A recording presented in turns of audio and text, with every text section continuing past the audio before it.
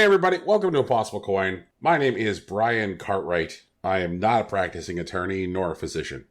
I am joined by Rocky Hardy, who is a licensed physical therapist and an accountant. I am neither of those things, but I can probably, crack your back or take a look at your books, but I can't do so in an official capacity. All right. Tell me of the waters of your home world, Tegan, Somerset. They are not on fire, which is a good sign. Okay. You know there was a river in Ohio that caught fire one time. I do! Okay, cool. If you don't know that, there was a river in Ohio that caught fire one time. Very because famously. Of pollution. Yeah, very cool. It burned green, so, Wait, does that mean it was a magnesium fire? It does! It does? Yeah, it does! God damn it. I love different color fires. They're pretty great. Yep. Which one was purple? Potassium, I think? Man, I haven't done science in forever. I've been waiting for a chance to deliver this dunk. Our podcast has significantly more lifetime downloads than individual people who attended Donald Trump's rally in Tulsa. Woo! Wait, hold on. How close are we to this podcast existing longer than the Confederacy? I thought about that, when that started happening and people were like, fucking Star Trek Next Generation ran longer than the Confederacy existed. Right. I was in college longer than the Confederacy existed. We started in February of 2017. We're on season 4. Right. We're on season 4. So, in a year and a half... We should actually mark it. We should pick a day where it's, existed longer than the Confederacy episode. We just shit on the Confederacy for 2 hours. Why not? Oh, man. The Hard Body Will Rise Again episode. You know what? I will let Hardbody come onto the show, and I will not give him shit for that episode. I'm putting it out in the world now. And then in, 2 years, I'll forget it and be like, God damn it. No, it'll be August of 2022, if it's a year and a half. I don't think we need to wait that long. Okay. All right, so time to do math. Uh-huh. All right. I love math. Man, I hate math. All right, let's see here. First, we need to do reset search in order to get to our math. How long did the Confederacy last? How many days was the Confederacy? All right, let's see here. So, South Carolina seceded from the Union Like a fucking baby. on April 3rd, 1861. Okay. Okay, and then the surrender at Appomattox was April 9th, 1865. So 3 years and 6 days. Oh, That Jesus. is not 3 years, 6 days. No, 4 years and 6 days? Yeah. 61 to 65. Yeah. Okay. 4 years and 6 days. Okay. So, yeah, it won't be that long. It'll be... Wait. No. Hold on. Brian, what day in February did we start? 1 second. God. We've already lasted longer than the Confederacy? Is this going to be the episode?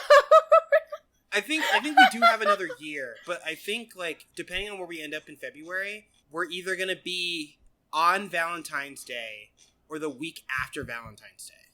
Happy Valentine's Day. We've lasted longer than the Confederacy. Gentle listener. Amazing. We launched on February 17th, 2017. Shit. Okay, so February 23rd, 2022, that is the day that will be even with the Confederacy. So, that following week, we will have lasted longer than the Confederacy. Which means we all got to make it to 2022 now, guys. I'm not going to lose the Confederacy, not like this. Fuck! I already had to last till 2021. I don't want to have to last much longer than that. It continues to, confuse me and vex me that somehow, despite how fucking dark I am, Uh-huh. You don't have a wish to die? despite how #GoDarkBrian goes, despite my years as a child of the darkness, hanging out in cemeteries and listening to gothic music and That's not a thing you did. You cannot convince me. wearing... I 100% believe that's something that Brian has done. I do not believe that at all. I need photographic proof. I would like video, if we have it. No video exists. I'd like a shitty music video. None of that. There is no shitty music video, but if you give me just a shake, I will get you a photo of me in full goth regalia. Oh, fucking please. Let's go. That's going up on social media. I'm sorry, Brian. It has to. It's important. It's for the fans. Can we at least survey the fans to find out if they want it? Brian. We can make a Twitter poll. We'll make a Twitter poll, fine. But, like, majority rules. Like, there isn't, like, a number threshold of people that we need. That's fine. That's fine. Okay. I will surrender to the majority. Like, I'm making the Twitter poll right now. Majority rules, and you're already 2-1. Because I want it to go out, and Rocky wants it to go out. Does anyone want to see... Oh, are you putting it out right now? Yeah, I'm doing it right now. Oh, fuck yeah. AKA Brian Cartwright. Oh, actually, I've always wanted to do this bit. Okay, so AKA Brian Cartwright, AKA the Terror of Arizona, oh God, AKA the most dominant ostrich farmer in the Southwest, dressed as a goth. No, in full goth regalia. Excuse me. And I'm assuming this is in the 80s, Brian? 80s? How the fuck old do you think I am? I always forget. Like, please remind me. I'm glad that you just pushed me somewhere into my 50s. Okay. So I'm gonna say... He was a 90s kid in, like, the most true sense of the term. No, he's... Alright, wow! God. This is a good photo. I'm very happy we got to see this. I'm gonna go ahead. Wild. Save this. That's wild. For my notes. To be fair, you do have the haircut that I have always wanted. In the 90s. And then I'm creating a poll. Alright, I think people misuse the phrase such and such decade kid. I was an 80s kid. To be an 80s kid means to be a fucking kid in the 80s. Like, yeah, to be... meaning so that, like, you sat in front of your TV and go, like, why Optimus Prime dead now? I don't understand the savageries of capitalism. And, like, you know, like, meaning that, like, to be an 80s kid means to be a 90s teenager. So, like, I think people misuse the fucking phrase. Okay. Well, okay, so I don't think I would count myself as an 80s kid, because I was a toddler at the end of the 80s. Fair. Like, I don't think that counts. I think you had to be, like 5 and older. You have to actually, like, vaguely remember. Did you have 80s. formative memories that occurred in the decade as a child? Yeah, exactly. Yeah. I have no formative memories of the 80s. I have formative memories in the 90s. Right. So I would call you a 90s kid then. I am a 90s kid. Yes. I'm also a 90s kid. Every time I see a kid with a credit card who is born in a year after 2000, I age 30 years. Tegan, the strat for that, and I think I've explained on the show, is to walk out into the desert past a cow skull and then die. Well, here's the thing is, first I have to walk to the desert. I mean, you could take a plane to the desert. Because I live in the forest. You could take a plane to the desert and then walk... See, my hot strat is literally just going to be walk into the forest, find a fairy circle, and vanish. Okay. That's the strat out here. Or the cornfield. I could go into the cornfield. There's lots of cornfields. You could definitely disappear in a cornfield. What if... I will become a child of the corn. What if... This is how you dispose of bodies in Ohio. You put them in the cornfield. Yeah, it's better than, like, steel drums or whatever. What if... I mean, the other way we do it is we eat them. So, like, pick your poison there. Brian, come on. What if you walk out into the forest, find something you think is a fairy circle, and instead get transported to 18th century Scotland, where, like, various guys in, like, kilts want to sex on you? Terrifying. I mean, like, that's just guys who like kilts. No, okay, look. Like, I don't even have to be in Scotland for that to happen. I'm just saying that, like, I discovered this week that it appears to be that a full-on genre of, like, science fiction fantasy is woman accidentally... Like, I thought it was just Outlander. I thought there was just the Outlander series and that was it, but nope. It is a full-on genre, woman accidentally time-traveling to 18th century Scotland for kilt sex. And, like, I'm reeling. I'm reeling from the realization that, like, there's enough people who, like, wish they were, like, getting finger banged by haggis eaters that, like, that this is somehow a whole genre. Okay, hold on. Before we continue, Brian, I do want to run this language of this particular poll just to make sure we are both on the same page. Mm-hmm.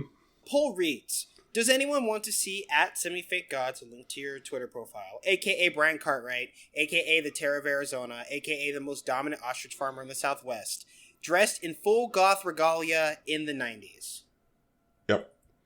And the two options are, sure, gimme, and nah, I'm good.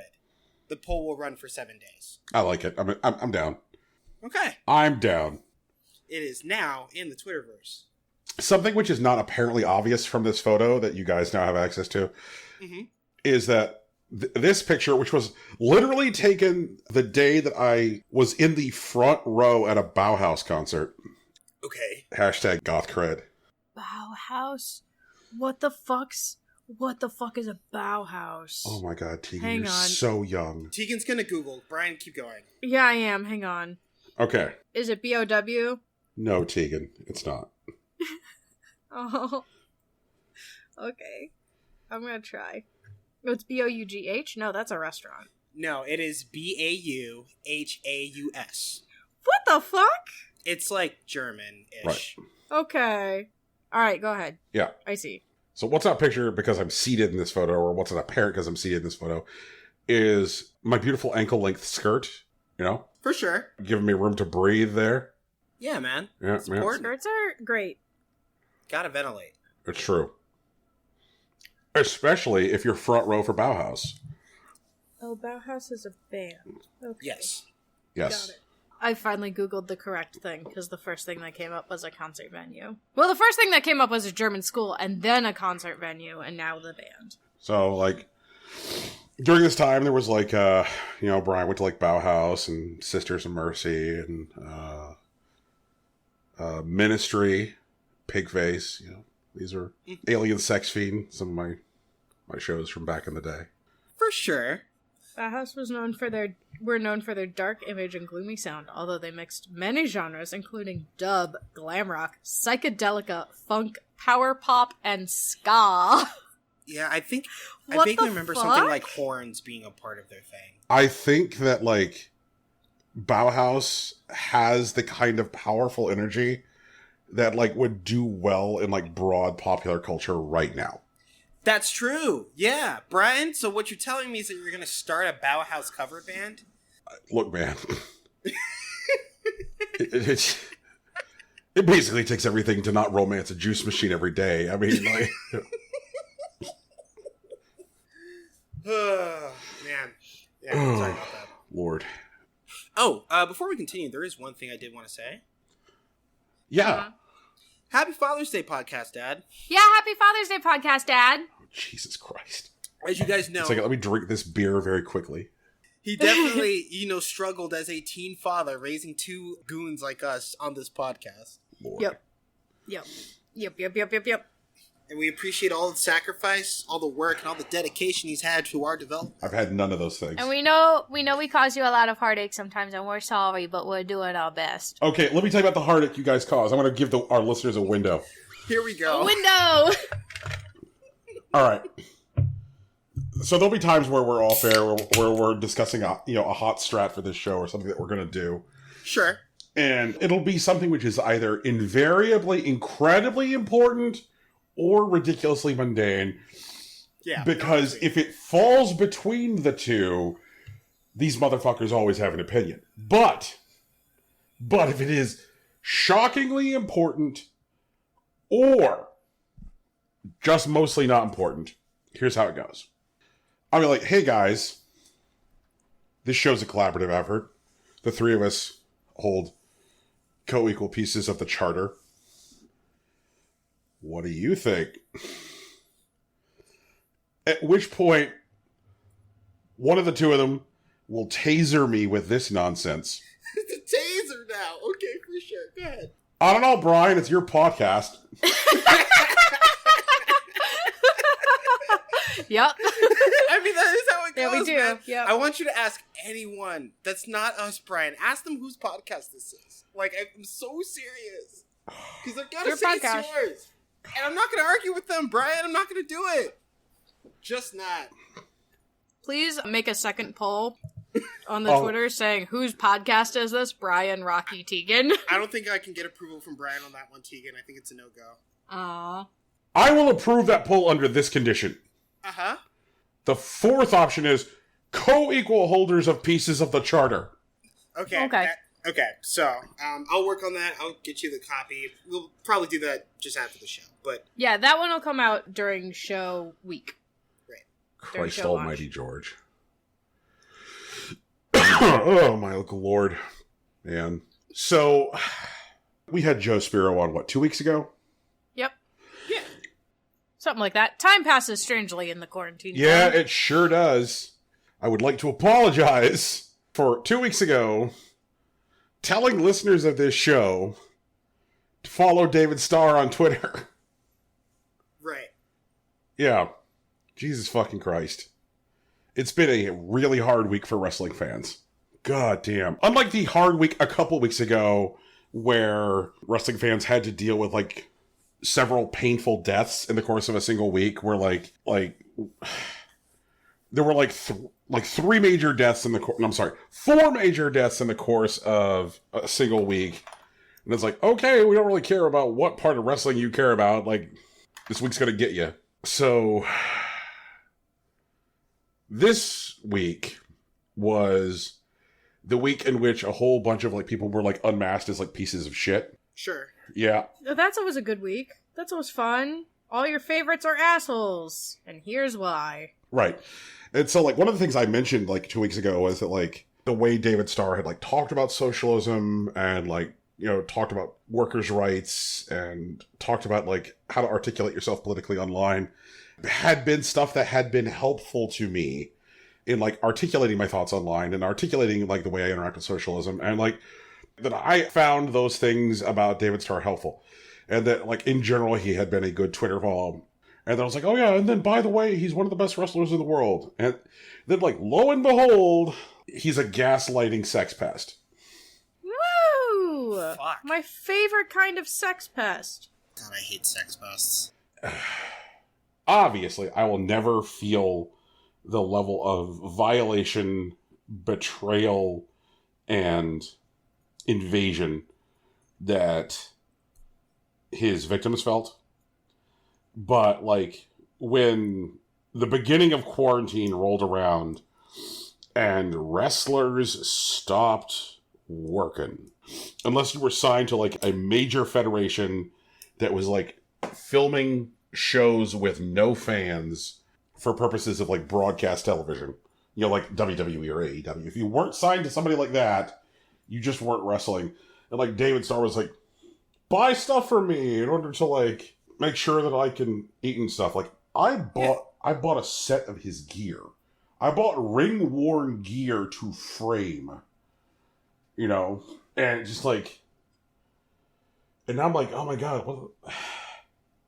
So, the thing I think I want to do, and I worry it might be too self-aggrandizing, but I don't know, this is me workshopping the idea with you guys, is, I really can't think of anything to do with it except set it on fucking fire.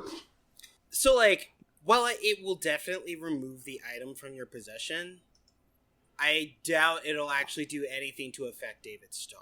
Oh, I'm not quite done. Okay. So, what I was thinking about doing was saying, go donate to RAIN, because RAIN is a good charity. What does RAIN do? Let me make sure I don't get this wrong and say it exactly in their words. Mm-hmm. RAIN is our nation's largest anti-sex violence organization. Okay. They operate the National Sex Assault Hotline.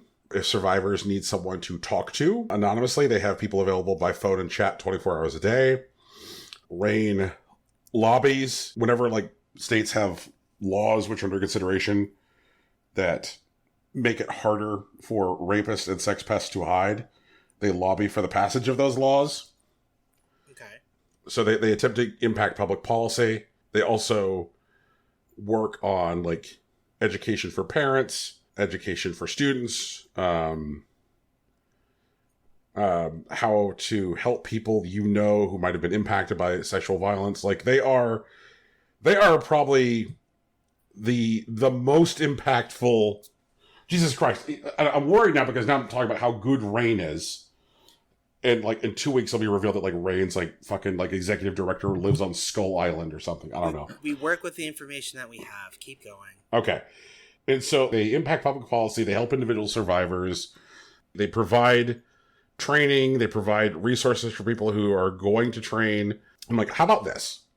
I say, I would like to burn this David Starr worn ring gear, but I cannot do so until I receive evidence of X amount of dollars of donations to Rain. You know, blot out any card information, but just show me that you donated to Rain.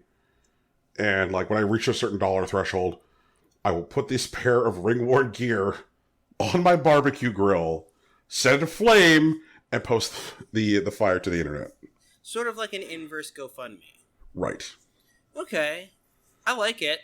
I do want to say, if for whatever reason that does not work, it may be a good idea to simply, like, resell the gear and then donate the money to Rain. I just want to know what kind of fucking nightmare person is going to be buying David Starr ring gear right now. No idea, but I'm just saying. Yeah. True enough. Yeah. So, regardless of what I decide to do with this individual pair of wrestling gear, fucking donate to Rain. Mm-hmm. They seem like they're doing good stuff. Yep. Link in this week's show doc. So, or link in this week's show description. Right. Yeah. We can put it in the doc. Like, it's not going to hurt anyone. Yeah. Let's see here. So this week I had big intentions on doing 3 main things in gaming. Making more headway on Final Fantasy VII Remake, because the time I've had with it thus far has been enjoyable. Playing a video game called Radio Squid that came out recently that is kind of going for, like, the Game Boy aesthetic, the creamed spinach and spinach aesthetic for its color palette, and, like, deliberately limiting itself to, like, sound like it was, the soundtrack was a Game Boy sound chip. And starting The Last of Us Part 2 Misery Simulator. Yeah. Right. I did none of those things. Classic. And instead threw myself full force into finishing a project in Animal Crossing New Horizons. Oh, right. Yeah. Yes. Dumped a bunch of hours into Animal Crossing. It looks like my weekly hour rate is in fact increasing. And I finished my cemetery. I've seen it. It's a good cemetery. In fact, like, you know what? I'm going to take the back seat here. I put up the call yesterday and I said, Rocky, Tegan, please come visit my island. It's been a while since you guys have been here. We guys to, like, survey the progress I've made on various projects, and give me your thoughts, your feels. Rocky came. Rocky, tell people about your trip to Spaghetti. Okay, so guys, it was a Saturday afternoon, which would normally be really chill, but I actually work Saturdays now.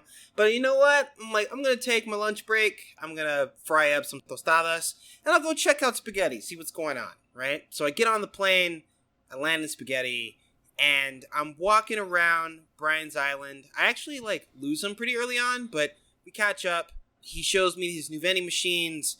I see that flowers are a much bigger accent to a lot of the decorations that he's had on the island. Like, Tegan, you remember that stone table that Brian was lamenting about a couple weeks ago? He has surrounded it with, I believe is it red roses or red mums? Cosmos. I don't know flowers, excuse me. But yeah, there's red cosmos around the stone table, and it looks nice. The main, I guess I'd call it Broadway, where all, the shops are, is, immediately outside the airport, which is really convenient. Off to the left, in the southwestern corner of the island, Brian is putting together, a sort of pier attraction. He has 2 teacup rides. Not, individual teacup rides, but, 2 sets of trios. A couple stands. It kind of looks like a bit of a boardwalk. He has his pier decorated with, I think there was, a horse ride. There was something else, but it's definitely, active. I'm not going to say busy. The elephant slide points into the sea. Oh, that's right. Yeah. And his neighborhood's in the northwest, which is now marked with pathing. I believe that one might actually be brick, if not terracotta. And it's not quite circular, but it definitely feeds into itself pretty well. There's a good flow to it. Due north is the cemetery that was mentioned earlier. And there was actually a really nice use of, I would say, unorthodox items. Like, he used some, like, statues and art pieces out there. He has, like, a couple of graves. He actually put a skull radio in one of the graves that, like, plays ambient music. I really like the use of weeds throughout the cemetery. Because it's just one of those things that would definitely be there. But, like, most people probably wouldn't think to use in most other scenarios. Let me see. The campsite is mostly wooded. It's actually very distinct from the neighborhood, which feels really suburban, where, like, the campsite feels a lot more rustic. Yep. Like, it's supposed to, like, be like you're actually kind of out in the wilderness. Oh, yeah, Brian finished his house. I do like the cloud flooring.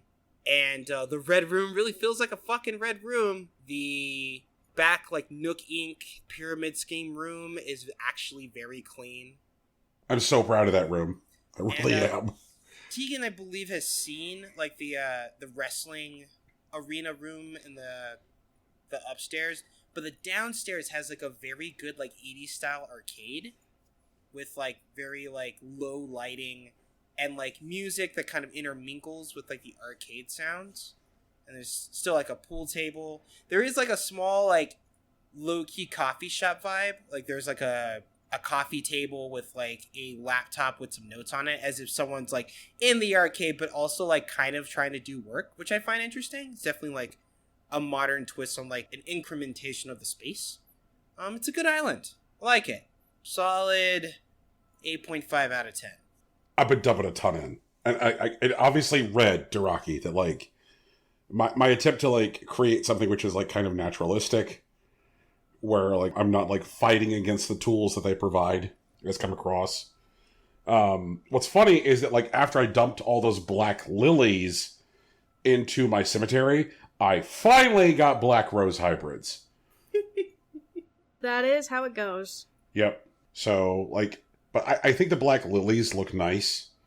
So now I've got the Eternal Middle War. Do I replace the black lilies with black roses, or do I add black roses, or whatever? Like, I'm just really happy also with, like, the chic wedding furniture, because the chic wedding furniture is what inspired me to undertake the whole cemetery project altogether. Because, like, looking at, like, the chic, like, flower decorations and the chic chairs, this shit looks like it's for a funeral. Which is why, like, my cemetery has 2 open graves. One has the golden casket item sitting beside it. Right.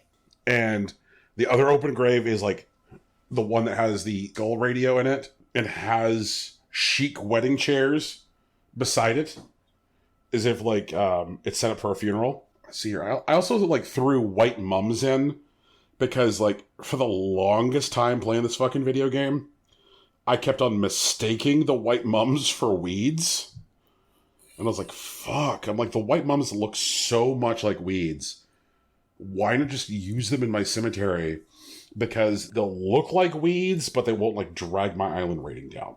So, I'm really torn, because I've been, like, looking more into, like, the data on, like, what makes a 5-star island a 5-star island, because now people have data mined it, like, hard enough that they know the rules for, like, what makes a 5-star island a 5-star island. And, like, there are certain thresholds that if you exceed them, you cannot be a 5-star island. And one of those things is no more than 14, quote, dropped items on the ground. It includes weeds in the dropped item count. So that is weeds, shells, tree branches, lost items. These are dropped items. And true dropped items, the things that just look like leaves on the ground, you know, when you drop a piece of furniture without placing it. And I'm like, well, fuck, like, so what you're saying is that you've created this really cool item that can really enhance landscaping, and I'm not supposed to use it? I'm not supposed to use weeds? I don't know, like, this is an incredibly niche conversation and, like, incredibly Animal Crossing focused, but what are your thoughts on the weed prohibition in 5-star islands? is actually a prohibition? Like, is there really no way to overcome it? You have a maximum of 14 dropped items. Okay. 14 dropped items, and like, if you exceed 14, you are not a 5-star island. Okay, so in this particular case, assuming that your island doesn't have any other dropped items, you get 14 weeds. I feel like in this case, like, the challenge is use 14 weeds wisely, as opposed to you can't use weeds. I would argue that it may not be, like, as... It's not even accessible, but I guess inviting? Like, they don't want people to use weeds, that's their beef? But I'm not sure if I'm willing to call it prohibitive. Tegan, your thoughts? I also don't think it's prohibitive necessarily, but I can see where it could potentially minimize the amount of designing you could do. Because if you want to do, like, a very natural island, you really can't then utilize your weeds and stuff. You know, you'd have to work with flowers. Yeah. I wish there was, like, a weed that served as a decoration. Like, I know what you were saying with the mums, how they kind of look like weeds. Yeah, they got a very dandelion look. Yeah, but it's not 100% the same. And I do wish that you could utilize, like, actual weeds a little bit more, because I would like to have, like, some tall grass areas on my island, and I can't do that with the way it's set up currently. Because, like, if I had my druthers, my cemetery would be about twice the size and have a lot more weeds in it. And, like, I would eventually like to create some kind of, like, area which has, like, a very farming focus, because there's a really cool scarecrow item in the game. Right. And I'd love to throw up a scarecrow in an area with weeds, like, because that just looks good. It just looks good. God, I had to do so much, like, I had to do some acrobatics to get a hold of those piles of leaves for my cemetery, too. Because piles of leaves right now are not yet available to us Northern Hemisphere people. Mm-hmm. Yeah. But a lot of fun. Played a lot of Animal Crossing this week. I still, like, considering that, like, my priorities are still play more Final Fantasy VII Remake, try Radio Squid, play Misery Simulator 2020, like, I don't think it's necessarily bad that I'm playing Animal Crossing, because it still means that I'm, like, engaging with games in an emotionally healthy way. Like, oh, hooray! Like, games are a place where I go to relax and be happy, and it is my rock garden or my little tree. Like, I go there to, be happy, which makes me worried about Last of Us 2, frankly. Yeah, it sounds like a bummer. Yeah, like, everything I hear about Last of Us 2 is, you will sob uncontrollably and be unhappy for months. Play it. Yeah, I also have heard that too. Yeah, and I'm like, those things seem to be antithetical to each other. Like, and I know that there are certainly pieces of art that like, challenge the players emotionally. Sure. But, like, the thing I've read over and over again is that, like, the core thesis of Last of Us 2 is, like, see, you're bad for wanting to play Last of Us 2. And that seems to be dumb. Well, yeah. Also, like, the whole, like, games as art conversation, which is frankly pedantic. Yeah. Is always been, like, this weird shenanigans. Like, well, we're not doing what movies are doing, so we're clearly not art. But also, on the other end, people are like, name one movie that approaches, like, the majesty of, like, Uncharted 3. Like, and it's just, like, it's shenanigans. And more so than, like, the classification of video games as art, however important it may ultimately end up being, like, video games as a medium has, like, a right to define itself, and maybe outside of things like maybe like horror, like, tragedy porn doesn't necessarily need a home in video games for it to be taken seriously. Like, I don't know, like, because it's very different from, like, watching a tragedy, like, being essentially a passive actor or, like, literally a witness, as opposed to, like, being someone who's, like, moving the controls and, like, forcing these things to happen. Like, it's an entirely different experience, and, like, the way that it affects, like, the people involved, whether that be the developers, which is becoming an increasingly, like, dire issue, but also, like, the players and, like, I don't know, maybe even critics. Like, it's it's definitely a different kind of conversation that doesn't just use the same talking points. Like, there are new things that we need to talk about regarded to, like, interactability or, like, immersion that are different from, like, films or, like, literature that need to be considered. And I don't think we're there in terms of, like, having those kinds of conversations yet. I think the thing that, like, bothers me about the conversation around The Last of Us Part 2 so far is that, like, it so far seems to be entirely metatextual. It seems to be so far entirely a game about itself, which seems to be weird. And, like, I think about, like, various times throughout, like, my history of interacting with video games where, like, a video game has, like, deliberately sought to make me feel sorrow or deliberately sought to make me cry. And there are, like, tricks and choices that Last of Us 2 makes, which already seem to, like, feel rote and groan-inducing. Like, one thing I have read from people is, like, just about 80% of the time, when you kill a guy who's not, like, a, you know, infected clicker man, meaning that, like, it's a person. Right. When you kill a person, the game goes to great lengths to, like, have another, like, guard character running around calling out for that person. And, like, hey, Mark, are you there? And you're like, see, he has a name. He's Mark. Right. Who gives a shit about Mark? Right. And this is one of the things where, like, I wonder if Naughty Dog understands the way humans interact with art in general. I think there's a certain enough, like, cognitive understanding by people when they interact with art that they, like, say the thing that I'm experiencing isn't real right now, and that stuff is required by the art to break down that barrier and to, like, you know, create emotional engagement. You know, one of the things that, like, wrestling fans roll their eyes at over and over again is when people walk up and they go, you know it's fake, right? You know it's fake, right? You know it's fake, right?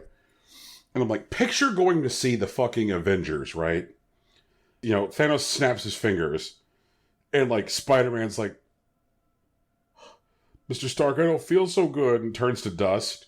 And then you, like, lean over. Of course, this all takes place in the world before social distancing. You lean over to the person beside you and go, you know that's fake, right? Oh my god, I'd be so annoyed.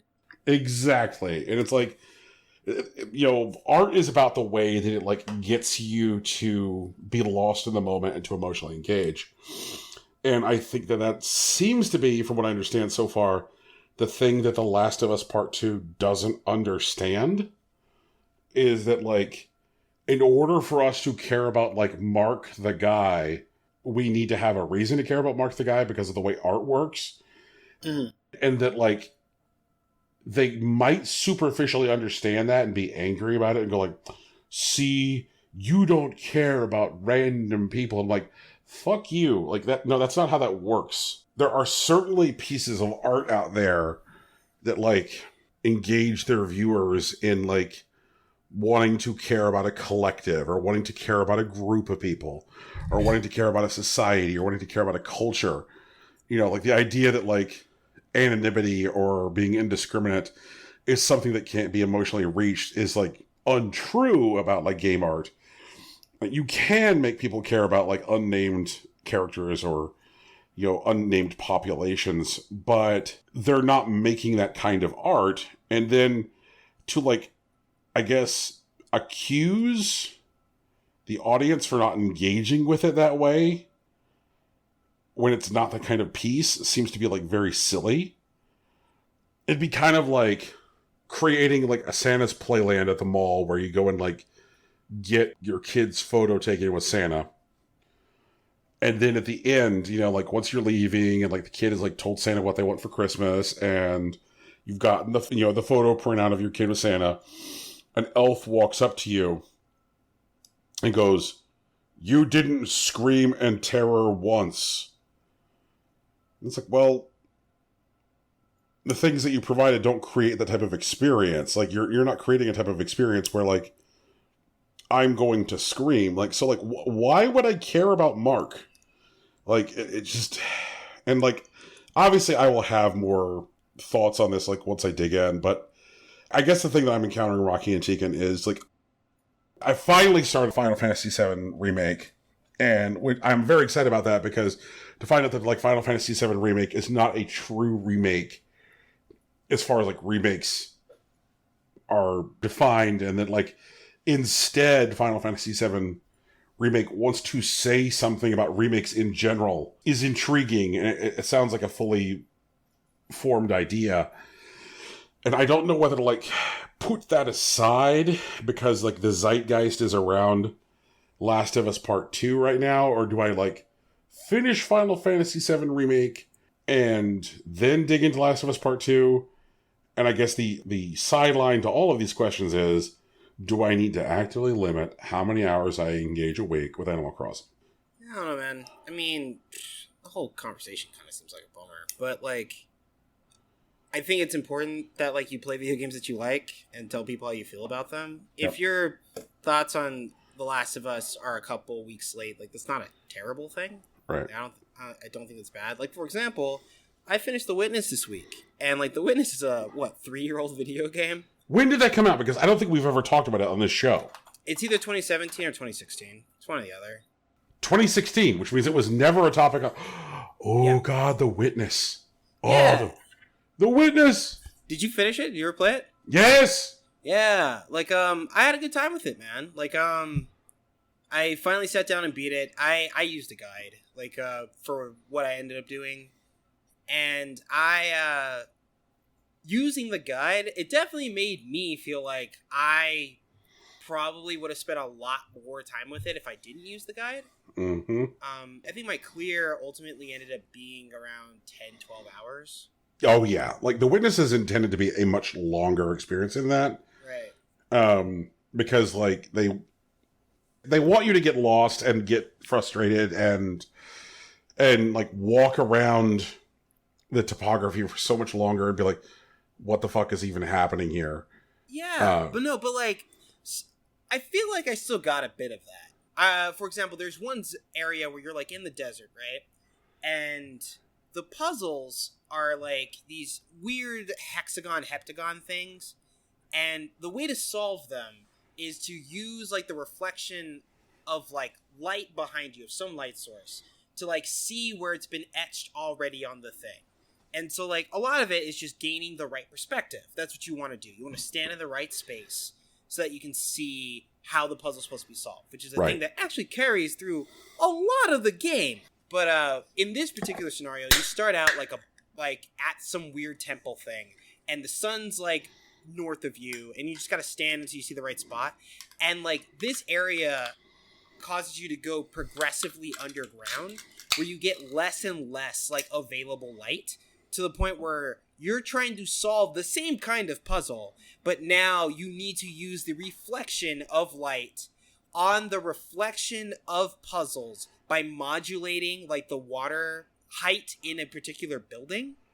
That sounds fucking annoying. Tegan, can I just say, that sounds so fucking annoying. Tegan, it was bananas. And I was just like, I had a guide next to me, and I'm like, this would have felt like bullshit if I didn't have this guide next to me. And it still kind of felt like bullshit. And, like, a lot of puzzles were kind of like that. But they were really, like, well designed. That's the thing that even though the puzzles themselves were difficult, like, there was a level of, like, artistry and, like, patience that were, like, baked into them.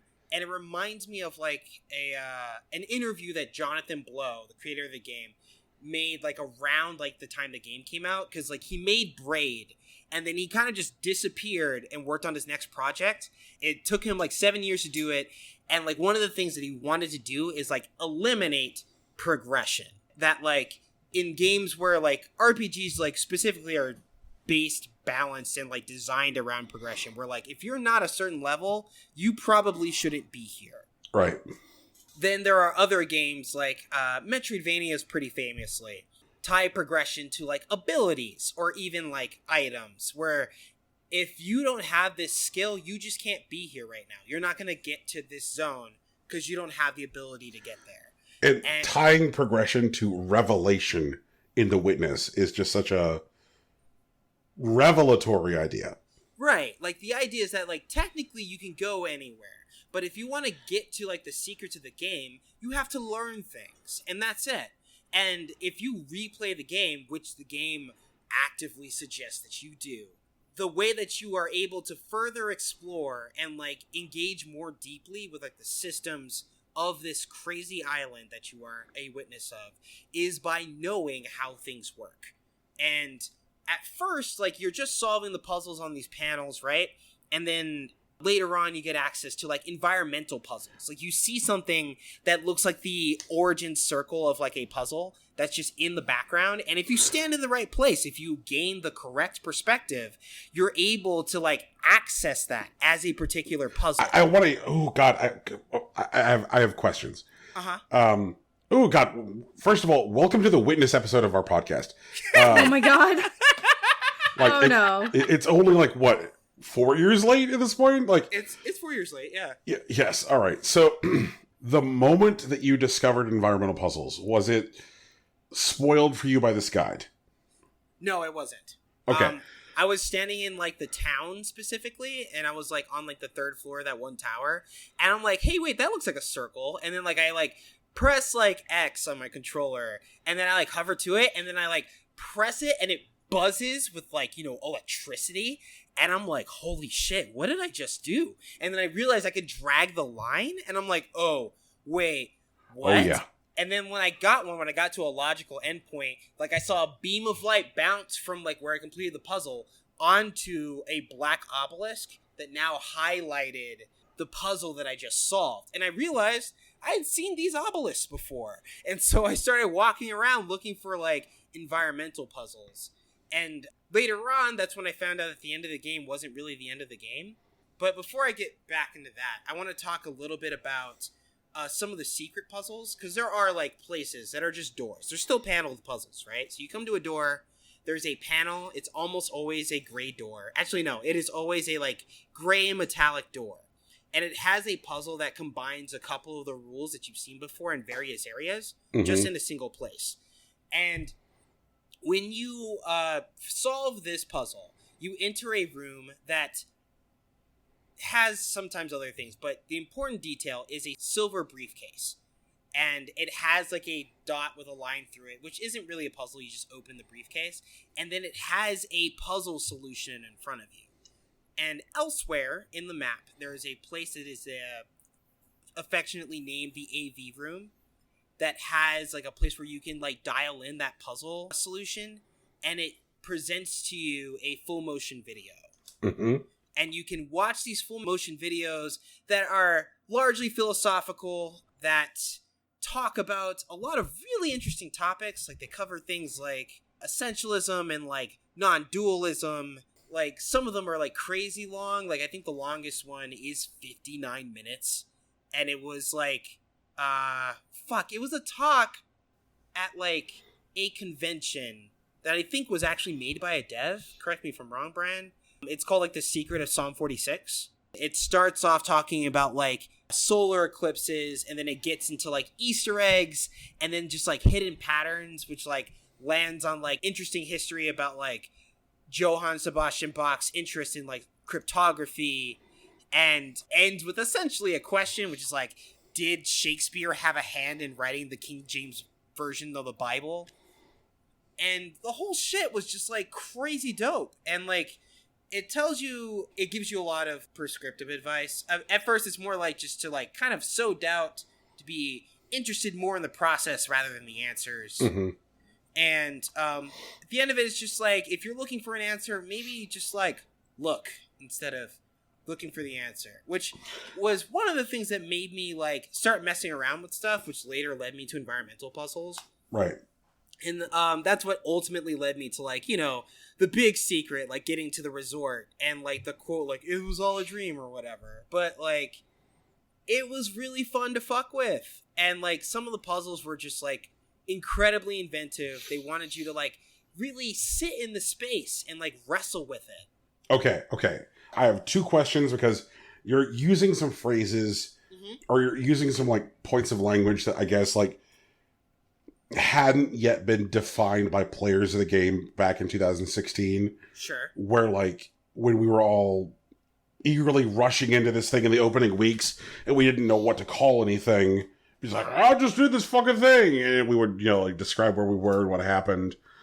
And there wasn't, like, words for it. So, like, stuff like, I know what you're talking about when you say the AEV room and just clicks. Because I'm like, oh, okay, that's a good name for that area.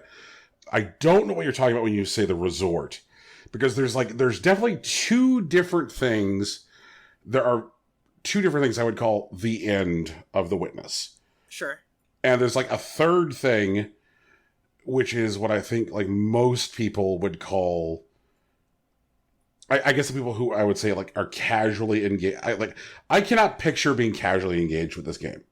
It's definitely a hard thing to imagine. Sure. Right. Like, I don't know who that person is. If you exist, I would like to meet you. That is not meant to dunk on you. That's more like... No, it's just like the game requires engagement and, like, a level of patience that, like, isn't really indicative of, like, the casual gaming experience. Like, right.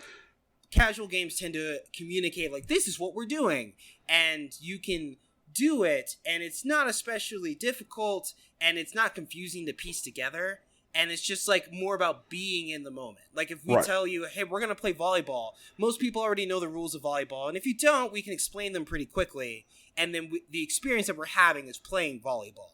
Right, but, like, with the witness, they don't really do any of that at all. Like, I guess there could be something that could be called tutorialization, but for the most part, like, the experience of playing the game at first is actually kind of the tutorial. Like, you learning, like, the rules of different kinds of puzzles and ways that they can be implemented. And then, like, the rest of the game is actually exploration. Like, once you've, like, have a mastery of the rules, there are secrets buried throughout this island that you need an understanding of each of these rules to really get a hold of. And, like, that's arguably the real experience of the witness. One of the things I know I've talked about with you guys, and I don't know if I've gone on and on and on about it on the show, but something I'm very passionate about is level design and, creating landmarks which are instructive to the player.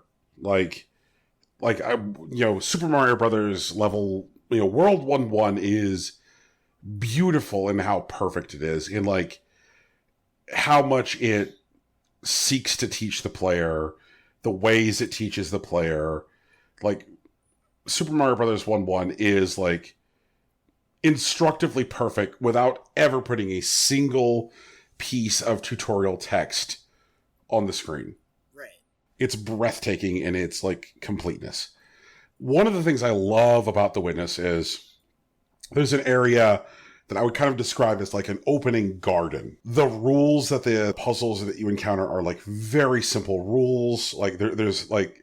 Like, before you open the gate, right? Exactly. Right. As far as, like, prohibition or external logic, it doesn't really exist yet. It's just, like, start in the circle, get to the end point. Like, there's a moment where when you open the gate, after you've, like, turned on all the power so that way you can open the gate, you kind of, like, as a player who's just used to the way video game logic works, foolishly think for a moment, I know how this video game will go. Right. Yeah, I know what you're saying. Right, because you know how video games have... You know how video games have taught you. You know that the language that video games have used with you. And, like, you would think that, like, the garden is, like, this is the tutorial. Right. Now I'm ready to do the game stuff. And, like, that's not really what's happening at all. Yes. Yeah. Yes. And, oh, God, I love it. Like, God, the geography of this island is forever etched into my fucking brain. So you walk out that door and you hang a left because there's a worn path which turns left. And you take a left and it saunters down this very gentle hill. And then there's a Y crossing, okay?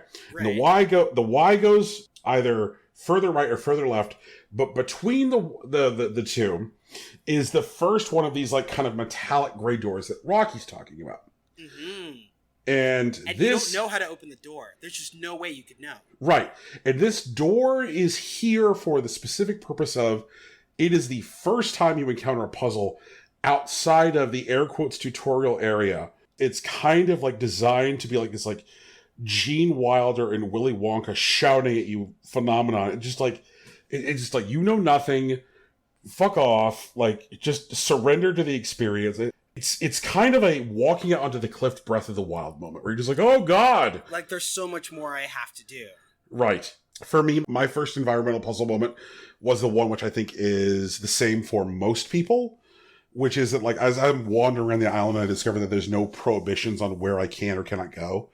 I go like looking up and seeing that there's like a tall peak of the mountain and be like, I'm going to go up there, and finding the way to get to the top of the mountain. Right. Going to the top of the mountain and then like looking off the side of the cliff and then going, can I just, oh my God, I can just like, because they put, God, I wish that was my first environmental puzzle. Jesus. oh, because there's that panel that they put there because Blow expects that to be your first moment for that. Right. And so, like, when it hits that way, it absolutely blows your mind. And fortunately, before I started fucking with the environmental puzzles in the town, and some of those are really doozies.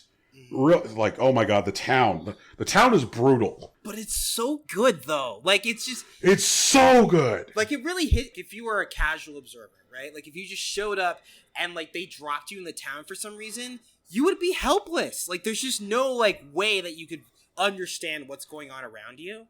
But, like, the way that, like, the puzzles are, like, layered on each other, that they are both prescriptive and instructive, is really powerful. And the fact that, like, the town is a kind of like a central location for, like, most other, like, areas in the game. Like, when you get there, like, oh, this is where I'm supposed to go first, and I branch out, and it's incorrect. Instead, everything, like, feeds into here, which is also, like, part of, like, a thing that, like, the full motion videos try to, like, lean on or, like, explain. That, like, when they're talking about, like, the idea of, like, knowledge and, like, discipline, they're rejecting the idea that there is one path of, like, knowledge or exploration or learning that is going to lead mankind to some sort of ultimate answer or some ultimate understanding. Right. But instead, it's more that, like, many disciplines will, like, go off in opposite directions and they inform each other. And the fact that they're able to inform each other seems to imply that maybe there is some place where they can converge. And that is, like, immediately apparent with, like, the town and its usage of, like, these other puzzle types to, like, have you engage with more complex challenges. Right. So the moment for me when I realized that the environmental puzzles could potentially represent greater challenge or more complex challenge was the moment when I was riding the ferry around the island. And I looked up at the side of the mountain as I'm riding in the ferry. I'm like, that's a circle. And so, like, in the boat in motion, drag it and just start, while the thing is moving, watching the shape take form because of my movement. And, like, I'm fucking dead. I'm fucking dead. Oh my God, I'm dead. Like, bury me. Put me into a beautiful casket and have a service. Like, just absolutely amazing. Absolutely amazing. And I think that the moment for me in the AV room where, like, I was laid to ruin was I'm sitting there and I'm watching the video of the man try and walk the candle across the pool. Yo, that one was I know what you're saying. Yeah. Oh, God. Oh, my God. Oh, my God. Jesus Christ. Watch as Impossible Coin retroactively figures out its game of the year from 2016. Probably, yeah. No, you know what my favorite one was actually, like, the last one, where, like, that woman was talking about, you know, letting go of, like, what you're trying to look for. And if you have, like, this goal that is, like, defining for you as a person, that, like, this next, like, career goal or relationship goal or financial goal or etc., like, if you are able to let that go and be more aware of, like, what's going on around you, you'll have more to deal with more than ever could have considered. Like, the idea is that, like, having this, like, single defining goal limits other possibilities. Yes.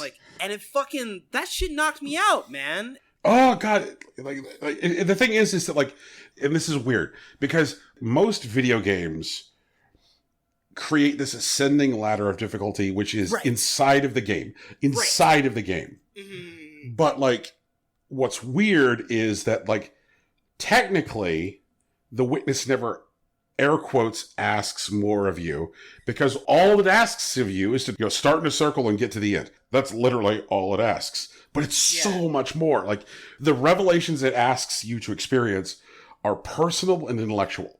And in so many cases, like, I remember, like, the area which is just the 4 gardens? Right. Yeah. Oh, God. Like, and then you realize it, like, adds up to, like, one big puzzle. Yeah! Oh, God! Yeah. Man, dude, I know. Okay, we should probably get to our next thing. Okay. So I guess I kind of want to get to like where I was going, which is like, okay, go ahead. I think the most people interact with this game refer to 2 different things as the ending. Okay. There is the ending that you could have experienced if you had never left the garden, but you were incredibly clever. And there is the ending that you experience that puts you back in the garden. That by going deep into the mountain and encountering like the timed puzzles and stuff which is procedurally generated. Yeah, so like the former is what I'm referring to with the resort. Okay.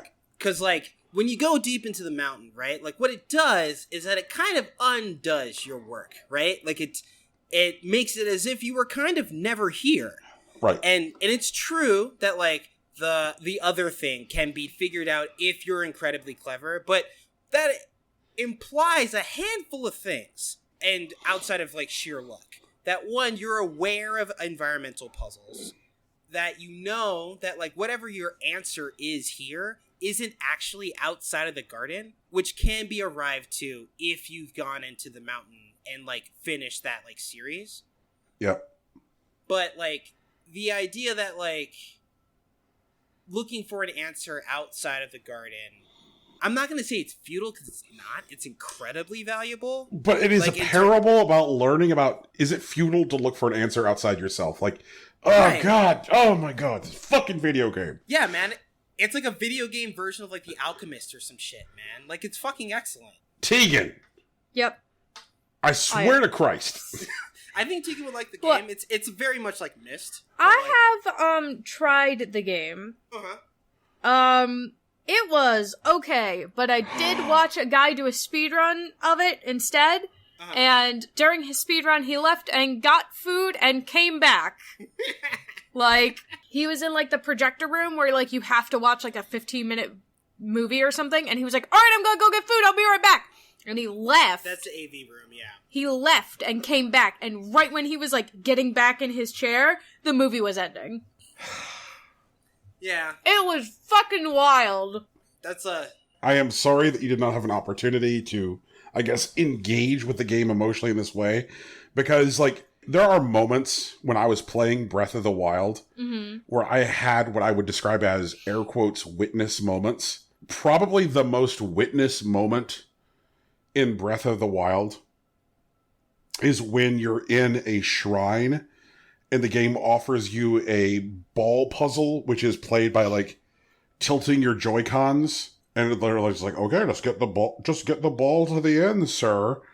And it's like incredibly frustrating, and you're like, man, fuck this. And then like you realize you can just flip your Joy-Cons entirely over, meaning that like you just have a flat surface.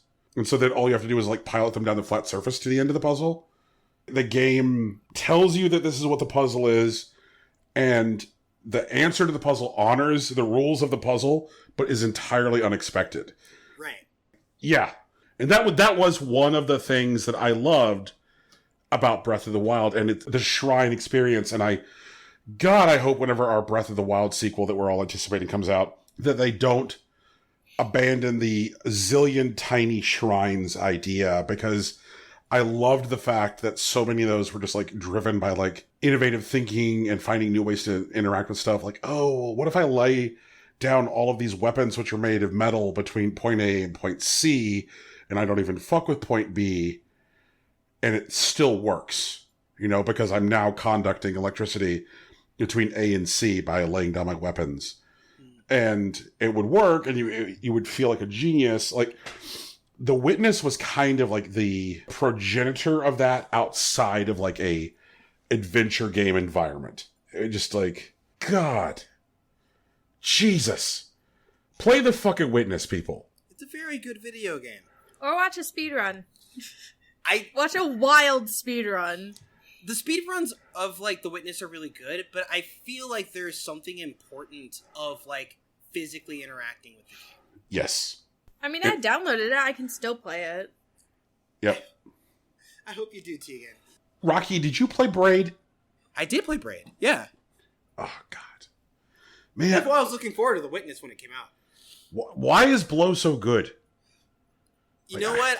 I mean, he has ideas, but, like, the two reasons why I say Jonathan Blow is a very good game designer is because he has really good ideas, and he is crazy enough to chase them.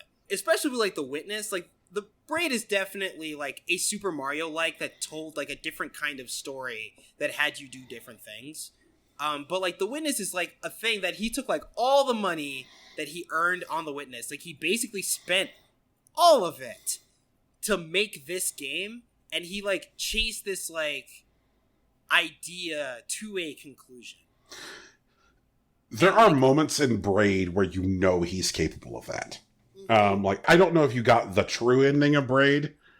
The one where, like, the Bowser thing, you had to run it backwards? Okay, so, like, throughout the game, there are, like... So, there are, like, secret goals you can obtain in levels. Right.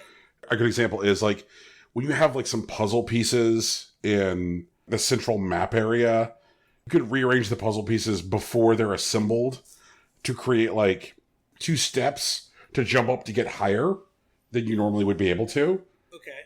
Because he calls the normal ending of the game the nuclear disaster ending. Right. Yeah. Yes. And, like, the secret ending of the game is, like, avert nuclear disaster. Oh, God. Just such a fascinating developer. Absolutely fascinating. Like, shout-outs to a documentary, which I believe is still available on Netflix, called Indie Game, which follows 3 indie developers, Jonathan Blow, Edmund McMillan, and Phil Fish. And they all are, like, absolute geniuses. Like, they, at a time when, like, barriers were breaking down for distribution, it was, like, great that they were there. Well, like, a part of that was just, like, because barriers were breaking down, they could be there. Like, Exactly, yeah. Distribution was arguably one of the few things that were keeping them out of the market. Right. Which I guess is why it's so exciting that, like, so much, like, of the time from the PS5 reveal stream was devoted to indie games. Mm-hmm. Like, that was just, like, a huge deal. Huge deal. That, like, it's also weird that, like, now that we're, like, a week out from that stream, the game that people keep on talking about is fucking Bug Snacks. People are like, I tried to go to sleep and all I can think about is Bug Snacks. Like it's crazy to me that, like, somehow, like, the thing, which is just, like, the most vital and unescapable from, like, that stream is Bug Snacks, and that, like, Wild Horses were like, okay, like, here's more Bug Snacks answers. You're like, good news, you guys you'll be eating your Bug Snacks this year. And it certainly has been true for me. Like, I can't get Bug Snacks out of my head. I just can't. Just fucking can't. Ugh. Goddamn. What the fuck else are we doing today? I think we have a stream to watch. Woo! Okay. We're watching EA Play Live. The link will be in the description. I'll do a countdown and hit play. Rocky, Tegan, is there anything you guys wanted to say before we hit play? No, I'm good. I don't know. I hit Golden Apex. Feels good. Going for plat. That's about it. I don't know what Golden Apex means. He wants to hit level gold in Apex Legends, the game? Right. I hit gold in Apex Legends. I'm going for plat. Oh, okay. I thought you said Golden Apex. I was like, what the fuck is Golden Apex? Like, it's like regular Apex, but better. but a Pornhub achievement. Yeah. Man. Okay. All right. Link is in the thing. I'm going to count you down, and we're going to spend some time with Electronic Arts. Well, give him a second to, pull it up. Okay, they've had a second. Okay. 3, 2, 1.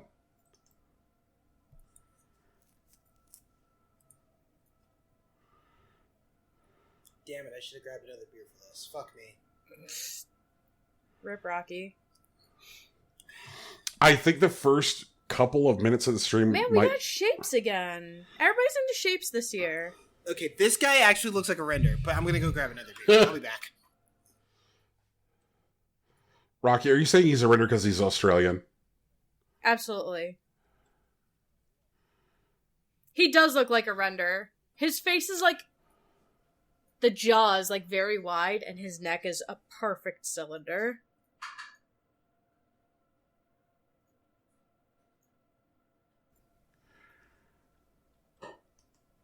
Did Andrew Wilson get the good surfboard? Oh my god.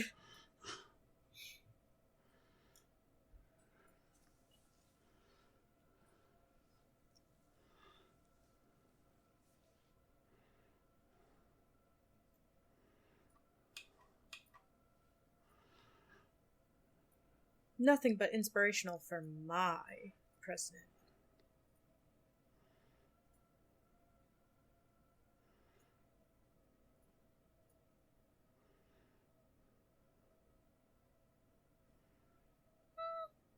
Have we, though?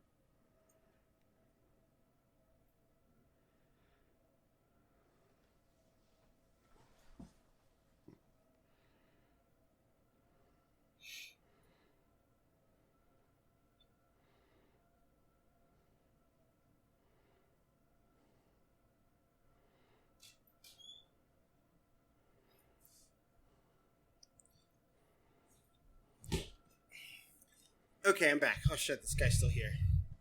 He is still here. Yep. He just told us that they're supporting everyone's personal preference. Which Guys, was a very nice way to say sexual orientation, but whatever, my dude. Yeah, I know. Jeez. He has the shittiest Animal Crossing surfboard behind him though. He does, yeah, you're right. Games can be fun. They sure can. They sure can. Especially when EA isn't making them. Mm-hmm. Hey.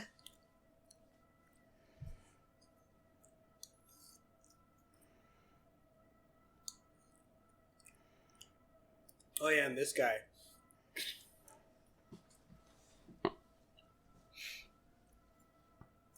Hopefully, thanks to this guy, I might get a copy of Dragon Cage Inquisition, so see how that goes.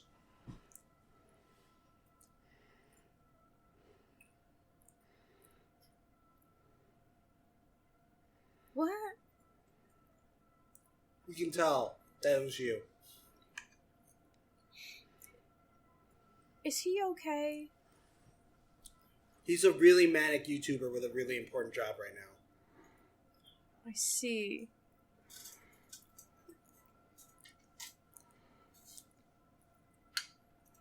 Well, Greg Miller, it's a tall order because there's definitely an EA play I know. Mm-hmm. That's true. Mm-hmm. But that second part, an EA play I love, is a taller order. Yeah, I'd like to see an EA play I'd love.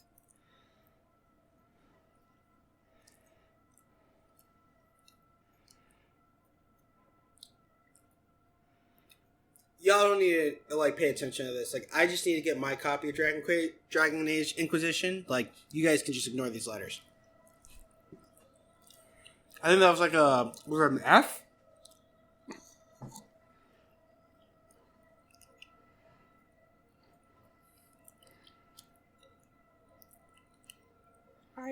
I'd like to leave my house, I think. Or maybe I don't want to leave my house.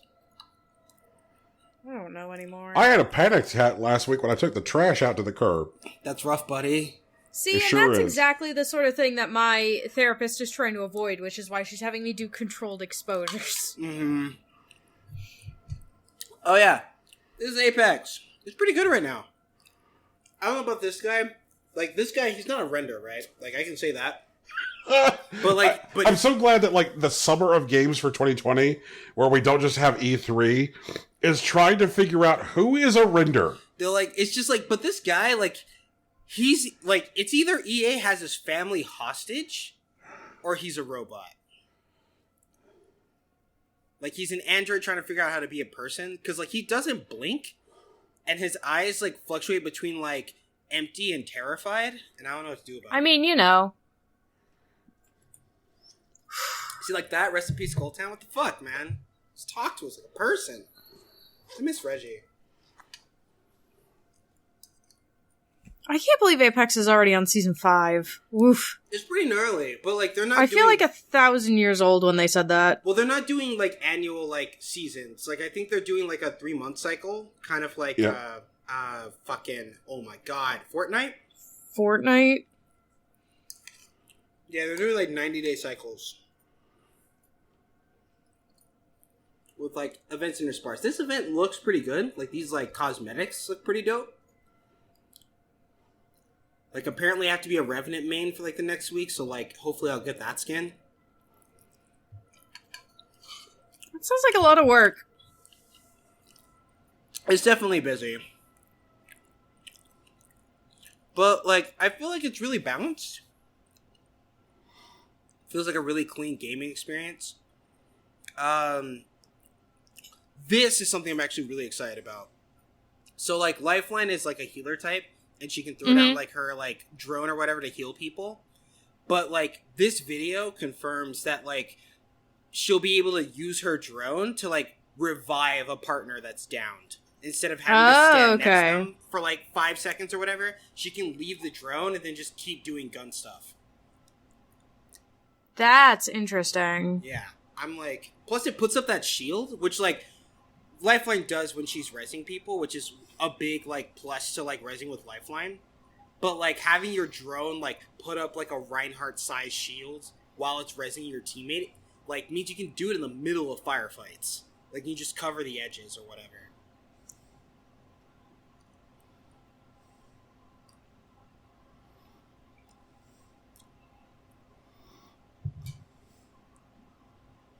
Also, Mirage. Oh, okay. So, like, something about Apex specifically, right? Like, it started with, like, technically Watson and Crypto, but, like, they added Revenant, who's, like, a bot who's, like, a huge edgelord. Like, all his fucking lines are, like, really edgelord nonsense. But all of his abilities are, like, support-focused, right? So, like, he has the ability to, like, silence opponents so they can't use their abilities, and he can, like, put down a totem that if his teammates touch it, if they take 100 damage, instead of dying or going down, they just teleport back to the totem. And like some of the changes they did going into season 5, in addition to Loba being a support character, specifically Mirage, who like has the ability to like create clones of himself, and occasionally go invisible. He turns invisible when he's rezzing a teammate. So like you and your teammate just become invisible while like you're picking them up. What it really looks like is that their development is focused toward like making every like character sort of support focused, so that like the gunplay can be like your way to shine as like an individual player, but everything else that you do is like cooperatively focused.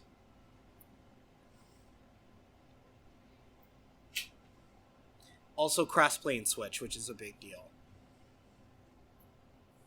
But I'm really interested in, like, Apex trying... Well, like, they've done it from the beginning with, like, you know, their ping system and everything. But they're really focused on being the, like, cooperative-focused Battle Royale game. Like, in opposition to, say, like, PUBG and, like, Fortnite. And I'm really interested in it. Like, as a gameplay experience, but also just, like, as an online experience. Like, I play online, like, pretty often. I do play with friends, like, a couple times a week. But when I just, like, play with randos, like, it's one of those things that I can say confidently that it's not inherently a bad time. Which is, you know, interesting, especially since it's coming from, like, EA, although technically Respawn. Well, EA did buy Respawn outright, so they are now a studio of EA. True enough.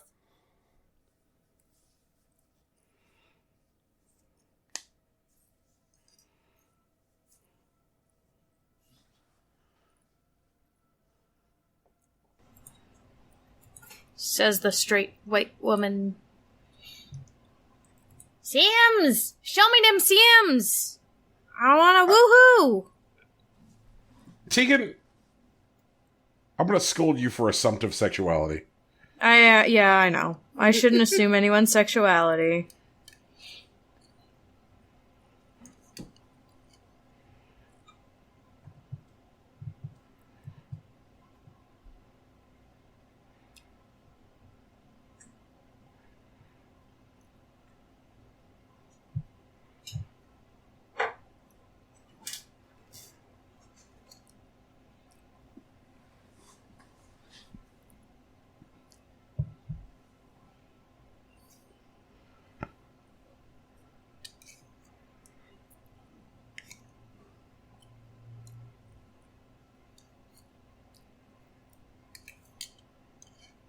My Sims!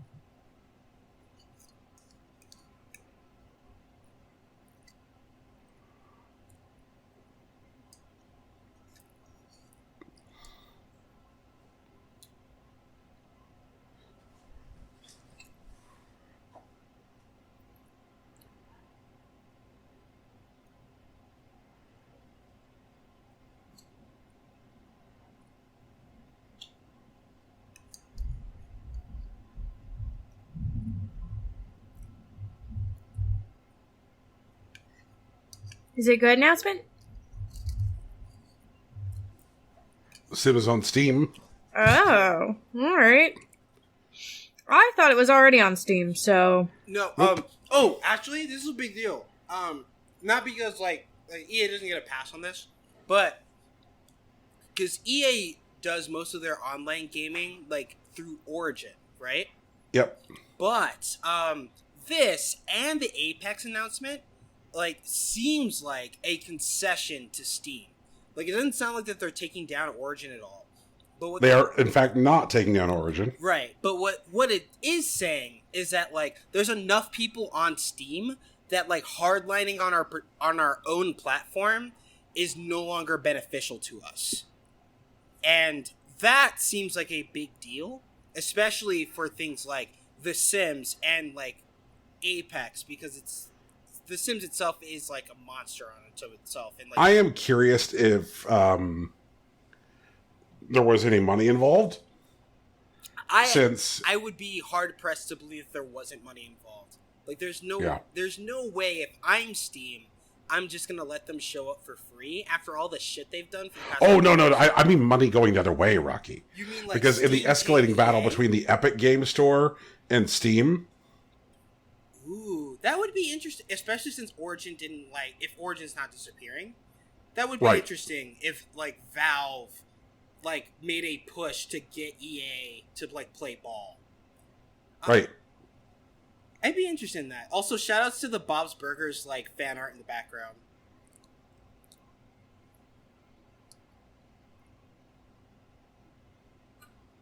See, I know you see it. It's right there.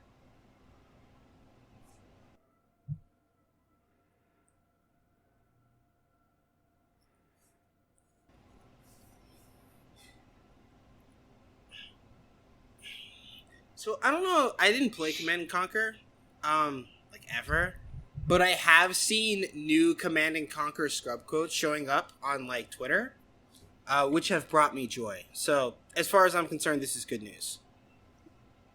Yeah, like it's been wild seeing like just how good the reviews are for this remaster, because like the amount of extra stuff that they've dumped into it, you know, like the archival stuff and the quality of the remaster, and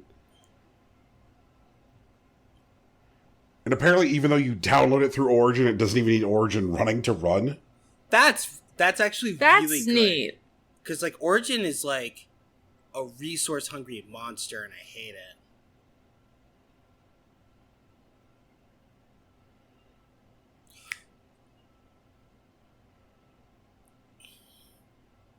Fuck. That's something I didn't... So, like, a big thing that throughout this show that they're going to keep talking about is crossplay. Yep.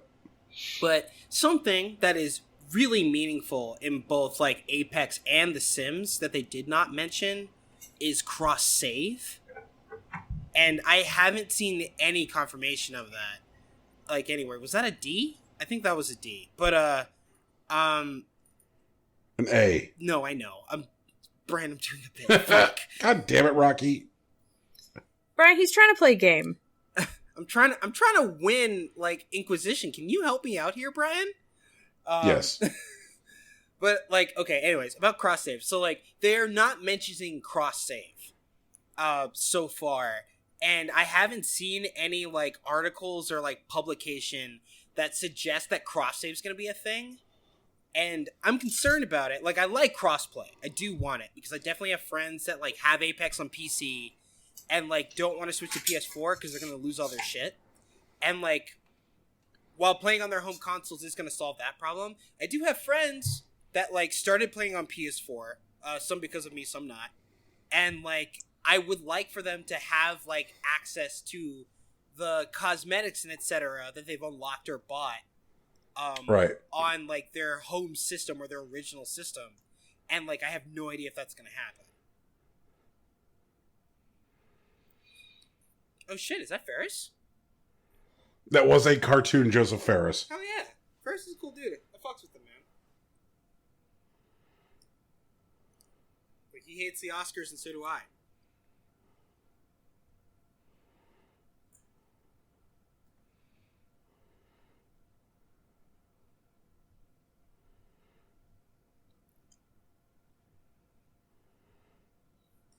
Is this like the third name change for this, or was it always Originals? Am I mixing that up, Bram?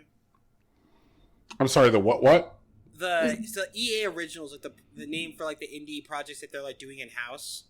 Mm-hmm. Like, have they always been called EA Originals? Or did they have a different title before?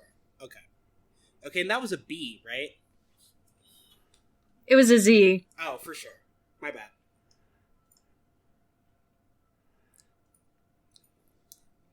Also, it really helps that, like, Ferris is, like, this really charismatic, like, pseudo-jacked guy. Like, that's just so powerful for his brand. The Oscars. God, I forgot about that. Talk about great moments in gaming history. Oh my god. Like, he's like, we can swear, right? And it's like, yeah, I mean, I guess. Cool. Fuck the Oscars, what? And then they're like, whoa, maybe not like that. Not like that. Like, whoa. But Ferris does not give a shit. Ferris is swinging, dude. He's like top 5 most charismatic game developers, right? Like, yeah, he definitely has an 18 in charisma. That's pretty fucking rare.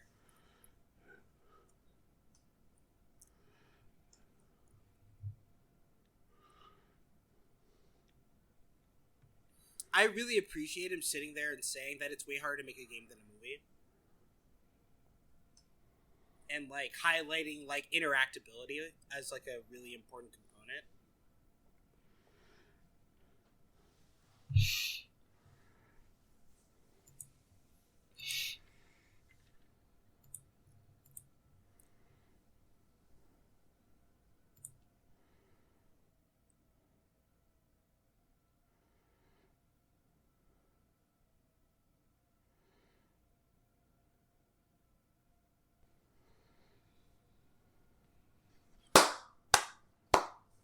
Ooh.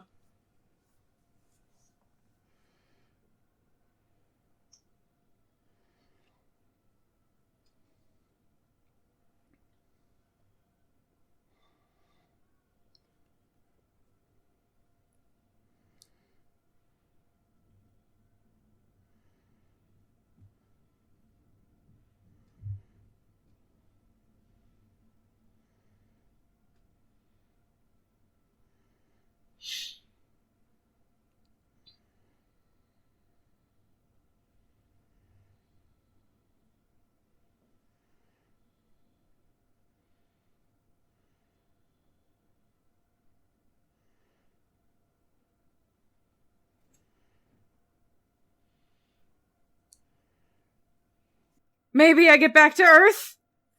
What do you mean, maybe I get back to Earth? That's where the oxygen is, sir. Definitely. Is he primarily made of cocaine or pixie sticks? No, cocaine. It's definitely angel dust, Brian. I'm glad that EA recognized he is a rock star. Well, yeah, like that's his brand. But they've been kind of like sitting on that for years and kind of avoiding that. And like, they're just like, finally, just like, fuck it.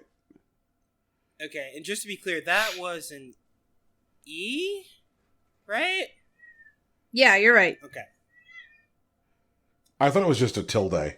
It might have been a tilde. Yeah. I want my Swedish fish. Lame.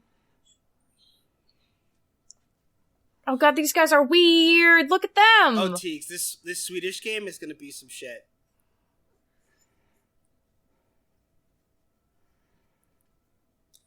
I don't like The guy looks like an assassin targeting Hitman. No, yeah, like the ostentatious, like fucking, like braided ponytail is too much. Into a fucking like mohawk. It's creative, but not in a good way. You know what I mean? Like, come on. It's like your target 47 is Olaf Redman.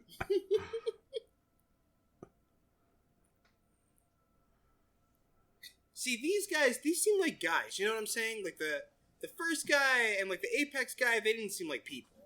Like, you wouldn't talk to them in a bar. They're just trying to figure out if like their skin fits properly. And like these guys, And we know that Joseph Ferris is not a render because no one could invent Joseph Ferris. Fuck, I'd be Right. so mad. Brian, how much would it hurt you to find out that like Joseph Ferris was created in a lab? I couldn't go on really. Like that, I mean that's a real wound.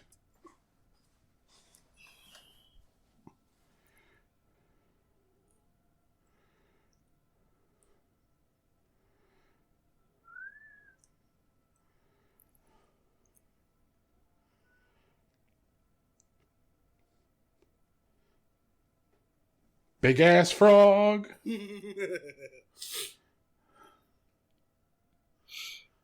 Shoutouts to Moy Division. Currently Schmeat Division. His birthday yesterday. He loves frogs.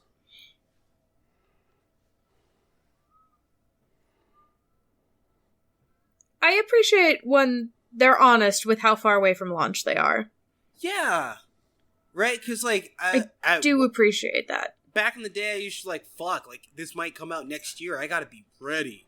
And Well, it's like, they did say next year for this, but they didn't tell us when next year. But they made sure to say it's going to be a ways off. So I'm assuming this is Q4 next year. right. Honestly, I think Q3 would be a better fit for them. But, I would Because believe that spooky kind of Tim Burton-y style. Yeah. Like, late September, early October, I'm with it. Oh, that reminds me, Brian, you gotta play Bendy and the Ink Machine. Yeah, you really do. Like, it is a, sort of historical, like, horror, like, adventure game that really swings through the fences. Look at this. This looks God. really interesting. Ugh.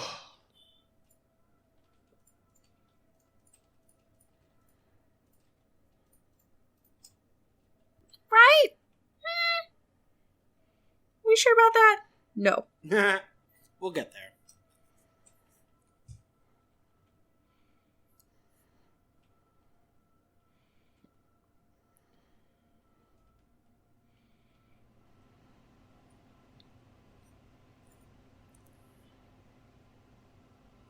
I want to punch him in the face.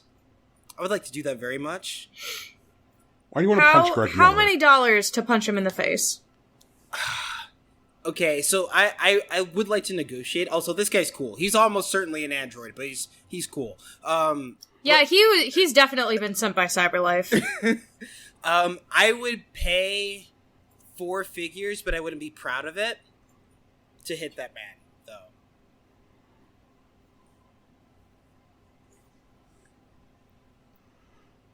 Everybody got rockets. See, that's what I want. I want to, like, walk into the store. Hey, what's this game? It's called Rocket Arena. What's it about? You're in an arena and you fire rockets. Bet. Let's go. That's all I really need. Right? It's like, I appreciate the honesty.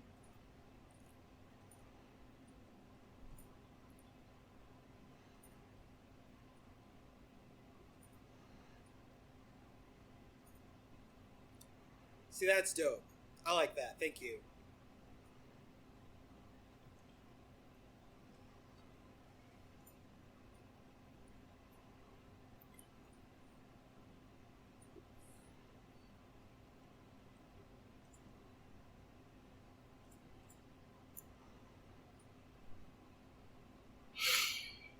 Exotic butters.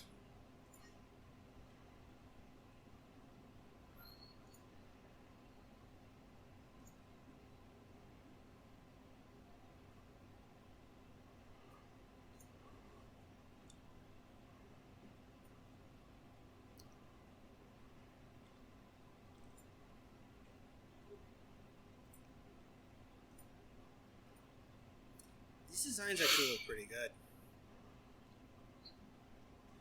I really like the, like, cartoony style for this. I'm really glad that they're leaning into it. Yeah, it feels good. There is a lot of meat on the bone here. This is not, like, my style of gameplay or anything, but this looks like fun. So, okay, so this is like Apex, where, like, their design, like, philosophy seems to be leaning around, the differentiation between characters is, like, not necessarily offensively focused. Like, it looks like more often than not that, like, special abilities seem to be, like, set up to do other things than simply deal damage.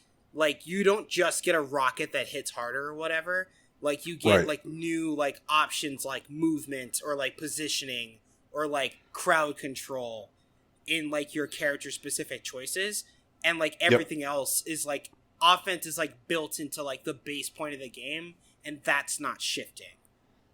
Like, they showed that guy near the end of the trailer who was, like, a fat ass, and he got hit by a rocket, and it obviously did damage but didn't knock him over. Right. And it's like, oh, okay, like, this... Like, there is definitely some thinking here. I also feel, Tegan, that part of the reason that, like, even though this might attract you and it's not normally your brand of vodka, is I feel like a lot of the color choices and map design choices here say, like, hey, Splatoon players, we'd like to give you a lap dance too. Yeah. Yeah, you're right. You're absolutely right. You're 100% correct. I'm actually really interested in how this does, because, like, if positioned properly, this could come for a lot of games that currently exist in the ecospace, like Splatoon, but also like Fortnite and Overwatch, where it's like hero focused and like you're thrown into an arena. Like, I can't remember the last time I saw like a team. Actually, I can remember. It was Apex Legends. Right. Was the last time that I saw a team based shooter, and was like, oh, I'm interested in that. But like, I look at this and so many of the things that like, turned out to be a concern to me for like Apex just by default can't be a worry here. Like, I'm really excited about this game. Like, I want to play it. I want to play it with you guys. Like, for sure. Which makes me wonder, like, what platform should we get it for? That kind of thing. Well, you know, if EA's doing everything crossplay, like, maybe it won't matter.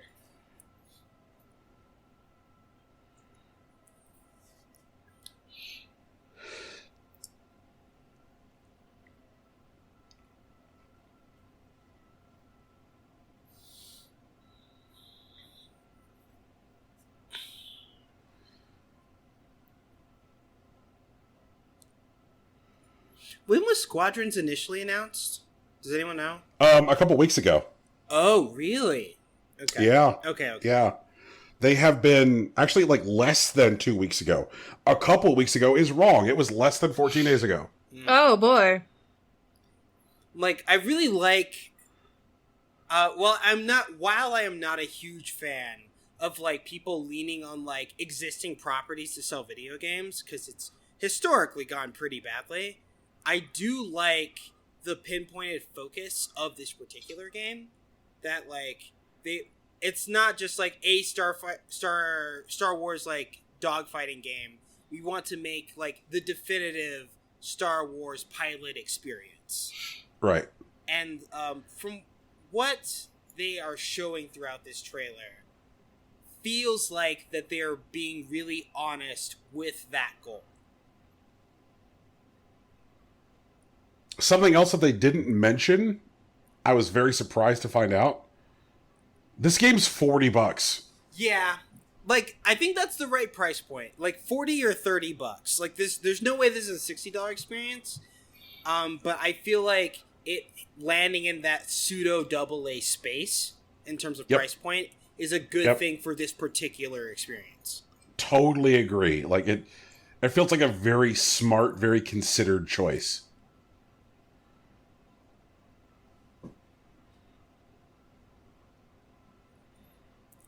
I hate that he said to put the hype in hyperdrive. Once again, I would like to strike this man. I mean, that's fair. Also, I kind of just... Sorry, hold on. See, there it is. That's the question that I knew he was going to ask. Where, like, he, like, has to, like, justify himself to, like, the cult of Star Wars before talking about, like, the game. Like, while, like... Right. framed in this particular, like, background of, like, Star Wars memorabilia and books. And he has to show these, like, childhood drawings. That feels pretty shitty to me. I know exactly why he's doing it, but I'm not happy about any of it. That feels less shitty about EA and more just shitty about, like, the way that fandoms gatekeep. Absolutely. That's what I'm talking about.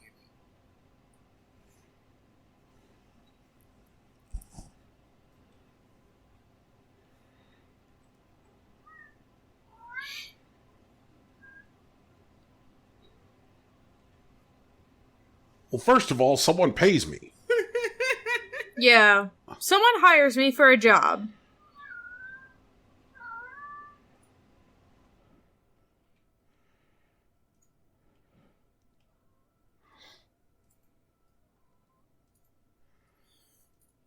How much you bet that EA has his family locked up somewhere?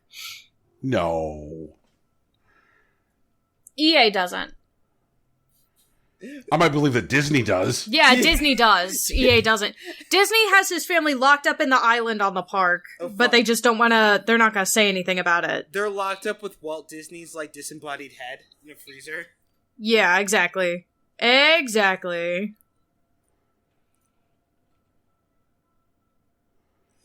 I hate that phrase, spiritual heritage? Like, what the fuck? And it's not him. Like, this guy seems like a perfectly normal human being. He's definitely being, like, coerced, but, like, Jesus Christ.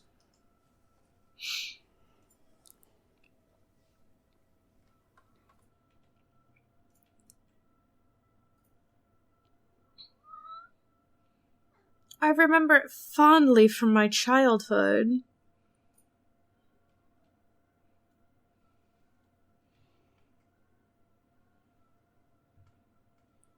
I can't wait for the scrub quotes about, like, Star Wars Squadrons where people's like, yo, having me to move all these fucking, like, levers is bullshit.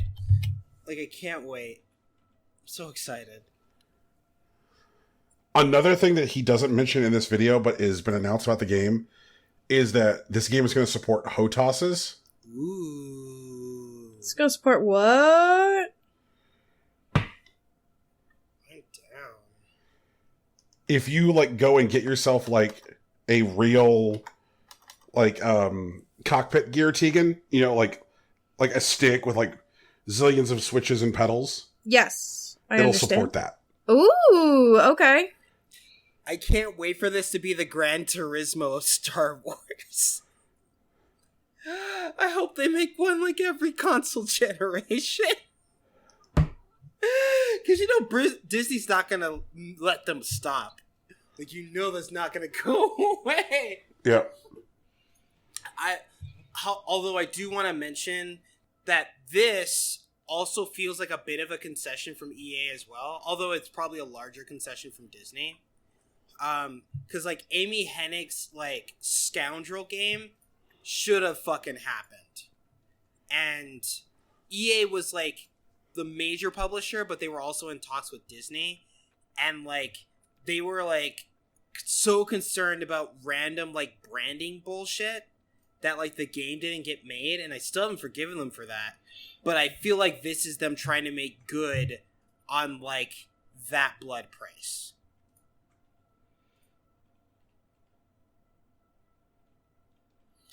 Also, I saw that chair swivel. He's not slick.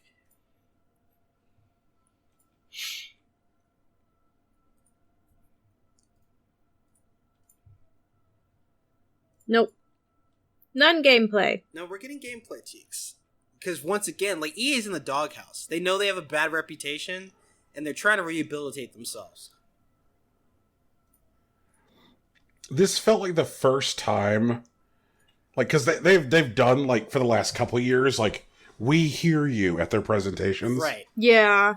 This feels like they heard people. Yeah. Yeah. They're showing, not telling this time. There's, like, pilots of color.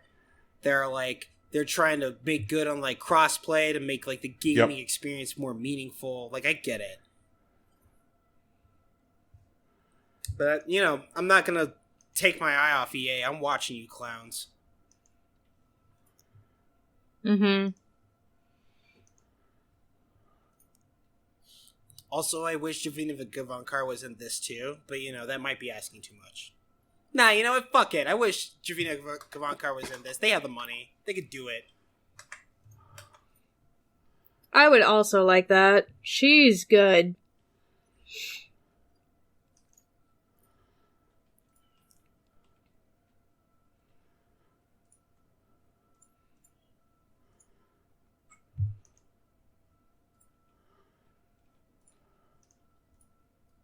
I don't know how I feel about Rao High Moon.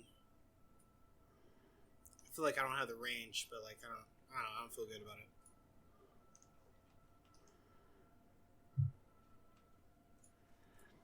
it. Stuff doing like diverting powers from systems to systems to overpower systems sounds like it makes me wish I had a HOTAS. Like, that sounds like the real Star Wars shit. Like, it feels like the thing that, like, fanboys would, like, argue about if they got beat in a normal video game. It's like, well, if I could just divert the power to my shields, like, I would have made it through that. And like, this game's just like, well, fucking do it. And, like, just do it then. What? No one is stopping you. Yeah, that's why I want to see boy. it.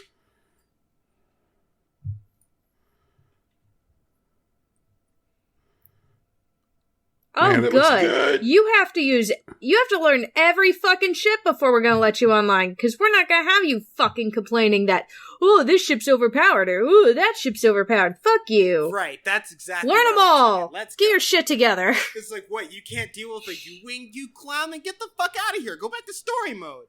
Like...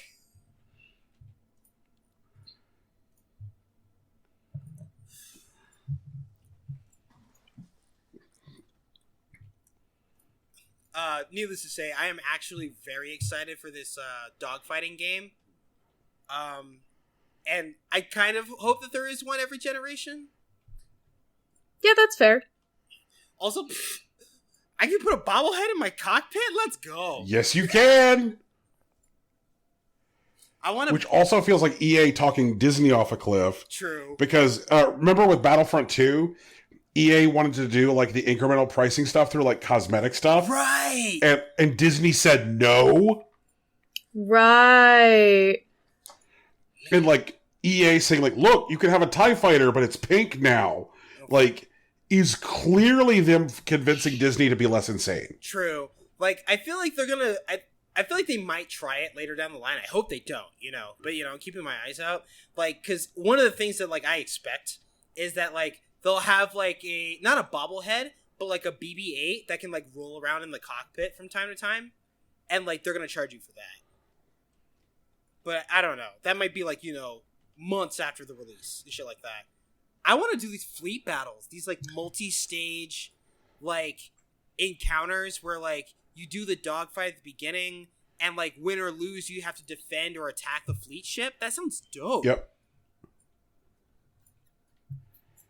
Like this feels more like the tug of war that I hoped like Overwatch would really be, because like the way that the game like you're locked into attack or defense at the beginning, and like one is obviously either easier than the other, and like if you're hoping that defense wins you the game versus an attack, instead of like you have to play the whole game twice as opposed to just like winning neutral at the beginning. Like I just feel like neutral should be a bigger part of video games in general.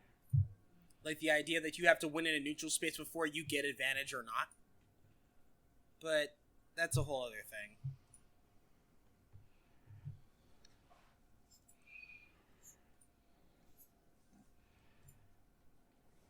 I really feel like there's been like a lot of care put into these cockpits to make them like visual spaces instead of just thing that communicates information. Right. Yeah. Like it's like you want to be here. You want to feel comfortable in the cockpit.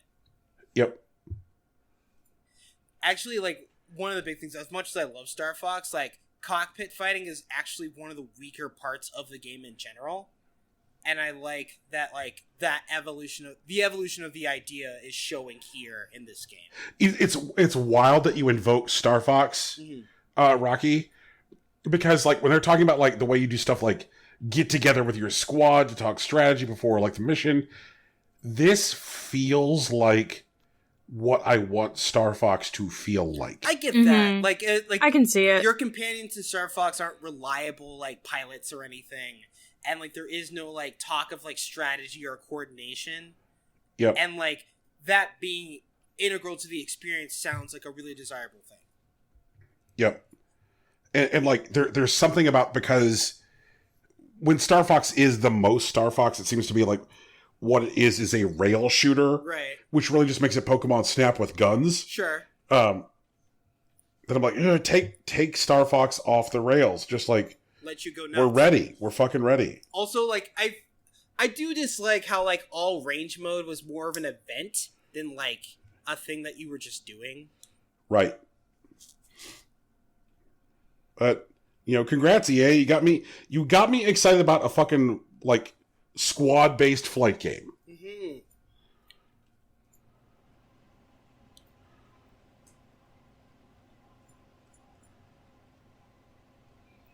So, like, I'm not sure if this trailer actually conveys new information about any of these series. So, okay. It doesn't, Rocky, okay. But here's the thing that I do like. Okay. Think about the last 2 years that we've covered EA. How long they have... Rocky, do you remember the drum line? Yeah, the drum line was awful. I can accept that. Right. Like, it's kind of like they realized that in the last couple of years... they would do shit like spend upwards of 30 or 40 minutes talking about Madden and FIFA and just like lose everybody else. Yeah. And this seems to understand like, okay, look, the people who are going to buy Madden are going to buy Madden. The people who are going to buy FIFA are going to buy FIFA. And like, just let the information about like what's new and what's different, trickle out from release coverage. We don't need to talk about what's new and different, like, during our presentation. It also feels like they've made a conscious effort to make it feel like a sporty thing. Yep. This year. Mm-hmm. Yeah, we're not having to sit through 20 minutes about the fucking, like, story mode in Madden. Well, long shot, I do maintain was pretty good. Also, I don't know why, but I don't have good vibes from Laura Miele. She seems nice, but I'm worried about her, and I don't know why. She would report you to HR. She would report me to HR. She's trying to do my job. Fuck. I mean, for an appropriate reason, I'd hope. But no, she'd report you to HR for, like, showing up a minute late. Yeah. Even though she's been late to work 15 times in the last year.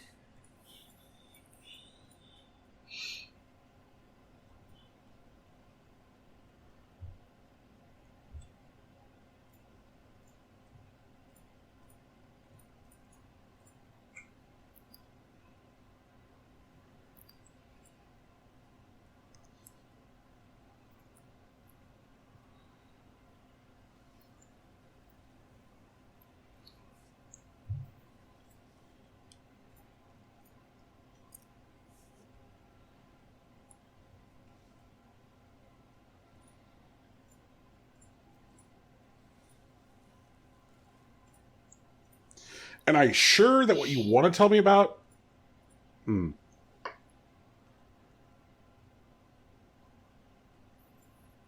I want to believe this Dragon Age, but I have no reason to believe this Dragon Age. I'm willing to believe that's Dragon Age. I am also willing to believe that's Dragon Age. I'll believe when I see it. I'm so nervous for Dragon Age. Yeah. I'm desperate for it to be really, really good. But I think that some important stuff happened, which is the utter failure of Mass Effect Andromeda. I think that the utter failure of Mass Effect Andromeda was the best possible... I'll rephrase. I think that the utter failure of Mass Effect Andromeda and the total success of Breath of the Wild and Horizon Zero Dawn were some of the best possible things that could have happened to Dragon Age. So, like... Oh, and The Witcher. The Witcher. The Witcher. The Witcher for sure. Like, whatever The Witcher's going to be after this, I'm really excited for. There have been, like, some really, like, wild tonal shifts in the Dragon Age series. Specifically from Origins to 2. And, like, Inquisition is, like, very different, but it's trying to, like, kind of step back. Where, like, you know, Dragon Age Origins was, like, more like a straight-up, like, RPG. Also, I don't want to, like, shrink this. This is Skate 4. Rocky, are you talking about anything other than Skate 4 right now? Yeah, you're right. Skate 4. I'm sorry. I'll do it later.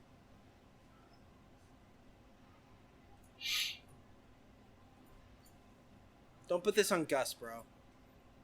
Put it on Gus. This is the most...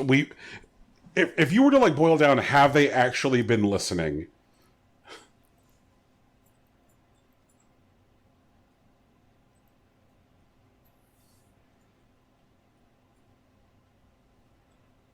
He's even said the meme. Yeah.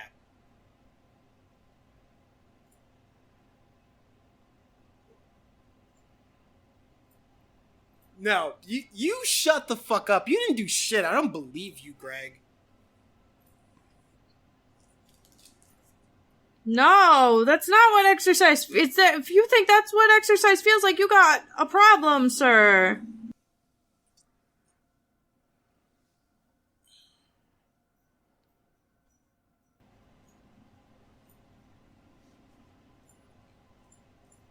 Yeah, you guys don't have to do that. That's not super important.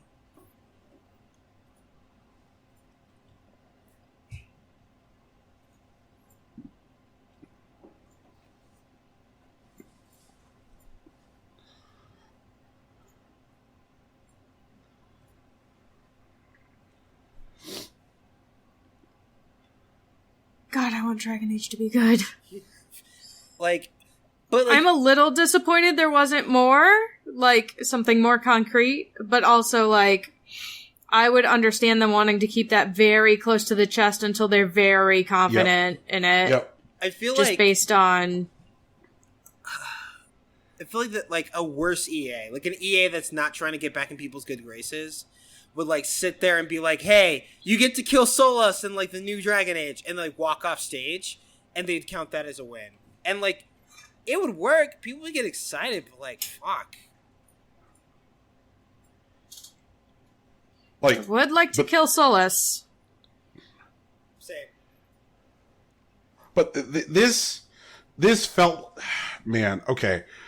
The contrition and learning that we have wanted from EA now for, like, at least 3 years finally felt like it was on display.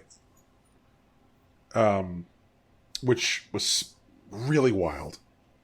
You know, like, this is an EA that came to us and said, hey, you know, Squadrons, you're going to do a lot. It has a lot. Also, it's $40. We're not even going to bother to brag about that here.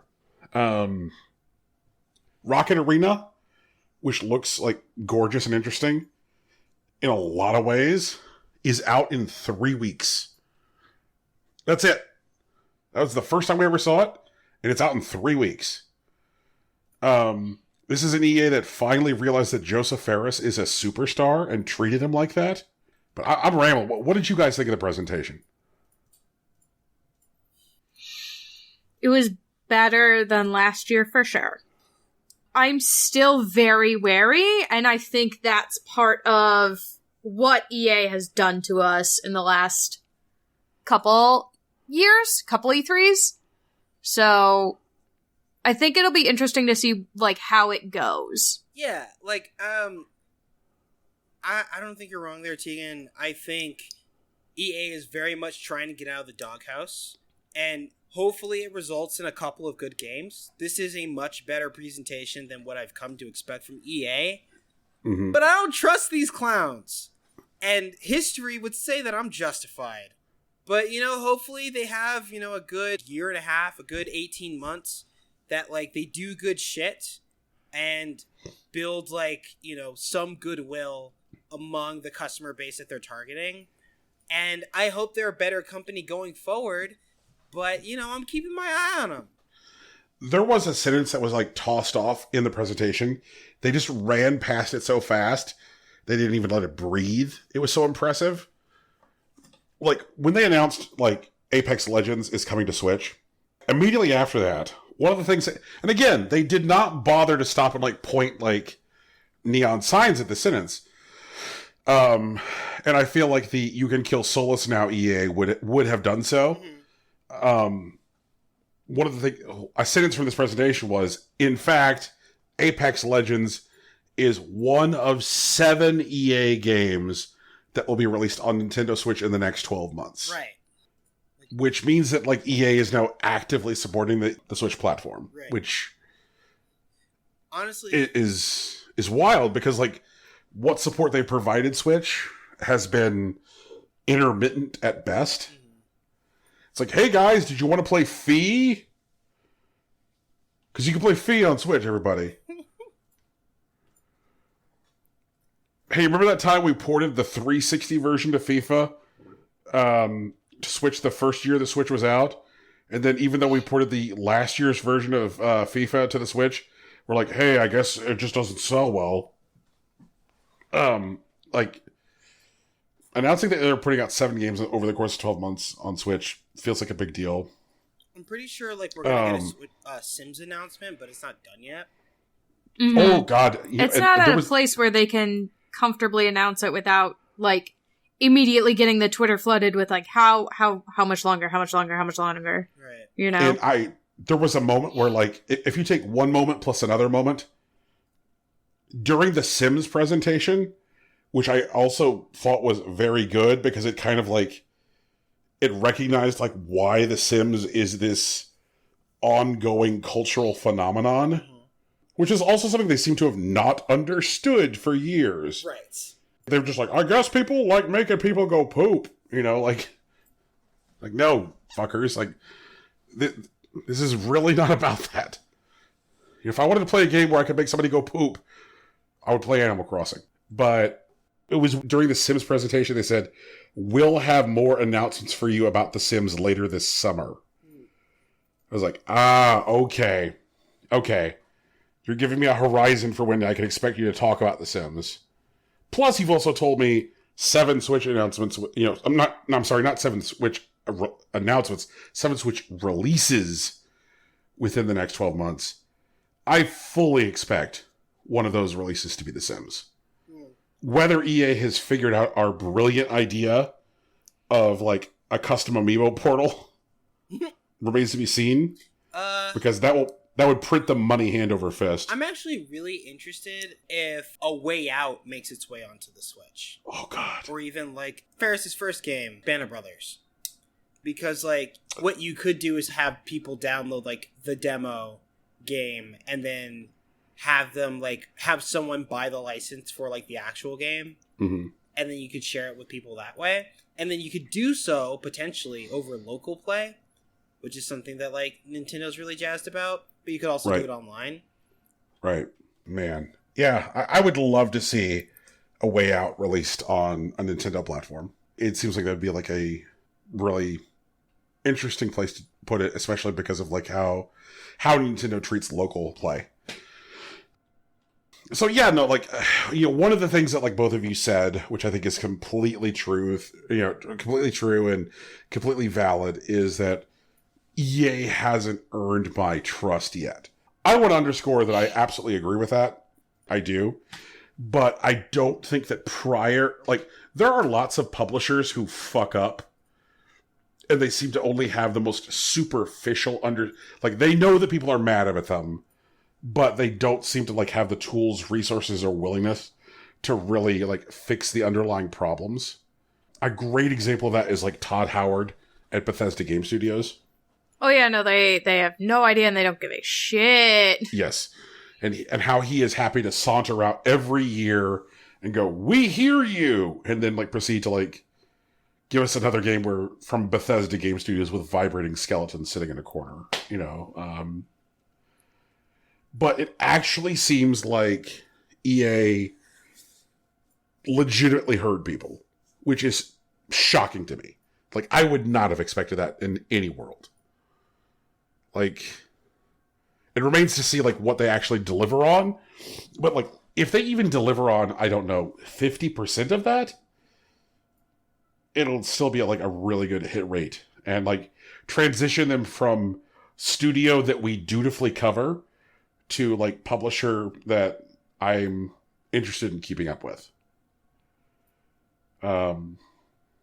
Yeah, I did not expect to watch EA's event this year and be excited. What games did you guys come out of that saying I want to play that? I'm interested to see the Star Wars shooter. It looks like it's gonna be fun. Mm-hmm. But also, and here's the thing, EA's fucked up Star Wars before. Yep. Twice. 3 times. So I don't know. I'm so nervous. I think I'm still more nervous than anything else. I don't know that, I don't know what EA is gonna have to do to, prove themselves to me exactly.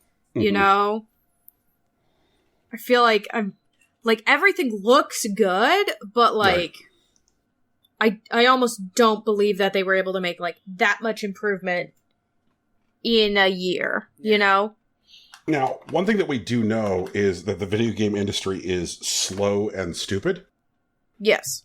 Which is why, a year feels like a very short time, too.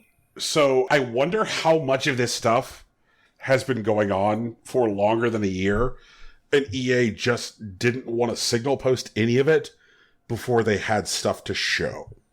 Squadrons feels like a multi-year thing. Oh, definitely. But the other stuff, like Rocket Arena, Lost in Random, It Takes Two, are definitely things that have been, worked on that they are deciding to surface here. Right. And, the same way that, the EA cash cows that are Madden and FIFA are things that they decided to, shrink the importance of, also seems like a conscious choice. How did you feel about them invoking the phrase, "Skate saved my life"? Well, I mean, ironically, they technically didn't say it, but they're the ones that allowed it in, what has to be a pre-recorded video. Right. While ultimately likely from a positive place, is definitely something that EA is taking advantage of. I was very surprised to see them, be like, yes, Skate 4 is happening. Yes, we're aware of the memes. Here you go. But also then, tempering that by saying, hey guys, we're early in development, it's going to be a while. Yeah, that's what I mean. I do believe that they have been aware of the memes. I feel like it'd be dumb to assume that they weren't. Right. And they know that people want Skate 4, and I am almost certain that whenever they do say, "Here you go," is going to come with conditions, and that's what I'm wary about. That I think there are good things that they're putting together, and not necessarily just about Skate 4, but maybe even things about Apex or The Sims that they didn't talk about in this particular presentation that may be either highlighted or even worse, buried in other presentations or news releases or press releases later. And that's why I'm not going to let myself become lazy about them, because I know who these people are. Okay. I have an analogy, which I think will work for this. Okay. Picture an uncle. Okay? Got a couple of those, sure. Okay. And this might even have to be an imagined uncle. Now picture every Thanksgiving. Uh-huh. Now picture this uncle showing up drunk, putting like all of the sweet potatoes onto his plate, loudly talking about how he's going to like make a whole bunch of money in cryptocurrency. Like just like being the worst. I know you can't hear this, but I'm definitely rolling my eyes. I think I'm stuck in a loop. Okay. Yeah, I am also, like, heavily rolling my eyes. Right. And like, you know, he gets wasted. He spends all the time in the bathroom. He makes loud calls at the table before people have like, before the meal is really broken up. God fucking damn it. Right. Like, let's say Alex comes to Thanksgiving and like Alex makes the cranberry sauce and he dunks on Alex's cranberry sauce. Oh my god. And then says something like, well, it's good that you want to be in the family. You know what, bro? Okay, you know what? Whatever. It's fine. But you know what I'm talking about. Yeah, I know what you're talking about. Okay, now picture that same uncle at Christmas. It's not Thanksgiving yet, but it's Christmas. And he shows up to Christmas, and he's absolutely on his best behavior. And he walks up to you, Tegan, and is like, hey, Tegan, that shit I said to Alex about the cranberries, that was, like, unfucking acceptable. And if Alex wants it, I'll give him an apology. But, like, if he would prefer the distance, I'll give that to him, too. And I just want you to know, like, I know I should not show up to Thanksgiving drunk anymore. Yeah, Shocked. I'm watching. Absolutely shocked. See, like, that's now, the thing. I'm past shock. I'm watching this guy. This guy's up to something. Okay. Now, are you willing to let him show up to Thanksgiving next year not drunk? I mean, I'm not going to take actions to stop him. I'm not going to do it. Because if on the off chance that he is making a sincere effort, I don't want to stand in the way of it. Right. But, like, the moment he steps out of line, I'm going to be there. And he's going to wish that I wasn't. Fair enough. And I think that's where we are. Like, EA has showed up to Christmas. EA has apologized about the cranberry thing. But we're like, you know what? You're on fucking probation. You're on a very real probation. I'm sorry, probation's the wrong word. You're on parole. He's on parole, yeah. Like, the second he steps out of line, he's going back in the slammer. That's just it. He's going back to Activision jail, where he can sit there with Activision. And that's it. I don't know, man. Maybe he even gets, like, outside time revoked or whatever. Oh, God. Drinking Randy Pitchford's toilet wine. Yeah. Not solitary confinement, because, like, I don't endorse solitary confinement, but, like, you know, he doesn't get to live away. That's why he gets to drink Randy Pitchford's toilet wine. Yeah. But, like, you know what? Like, I'm going... And here's where I'm going to let myself get hurt, guys. I'm willing to let myself hope. All right. Brian, I know you have literally scolded me for hoping before. That is true. You have scolded me on this show for hoping before. That's happened, I remember. But Tegan, to be fair, I also haven't scolded you every time you've hoped. No, but you have done that. We scold on a case-by-case basis. Okay. So, Tegan, as a scientist, if you believe that you, Tegan, need to scold me in this particular situation, I will honor your decision. I don't think I need to, but I don't want you to be disappointed if your uncle shows up drunk at Thanksgiving again this year. You know what, Brian? I just want to help you manage your expectations. Brian, I think what you're doing is really brave, all right? I think it takes a lot to put yourself out there with someone who has betrayed your trust. And honestly, yep. I wish I had the belief in my own fortitude to take a similar leap. But I don't. And I hope that you'll be okay if and when EA happens to do something that is worthy of your disappointment. Mm-hmm. And I will be here for you in case you need any sort of comfort. Well, I appreciate it. And there's nothing more helpful than knowing that, like, the sweet, caring arms of Rocky will be there for me. Oh, man. So I guess we've got 2 of these next week. Oh, shit. Really? Do we? Yes. I don't know anything about when anything's going on this year. I know, it's so weird because, like, now instead of having E3 be, like, all week, It's like spread out over the whole month. Summer. Yeah, It's just ridiculous. Like, Where is my Nintendo stream? Nintendo, I miss you. I want to know what's happening. So what do we have next week? We have Ubisoft. Ubisoft has got their Ubisoft has got their like, hey guys, this is pretty much E3 presentation. I don't know what you guys are hoping for out of that. Maybe a Rabbids sequel. Who knows? I would be interested in a Mario Rabbids Kingdom Battle sequel. Yep. That'd be neat. If they showed up and said, like, hey guys, we have a sequel to the best third-party game released on Nintendo platforms in over 10 years. Yeah, or, it'd be funny if since it probably wouldn't need to be a sequel if they just expanded on, like, the current, like, Rabbids package. Because they added Donkey Kong. If they added story missions that had to do with Daisy, Waluigi, and Wario. Ooh, okay. And they had, Rabbit equivalents. Okay.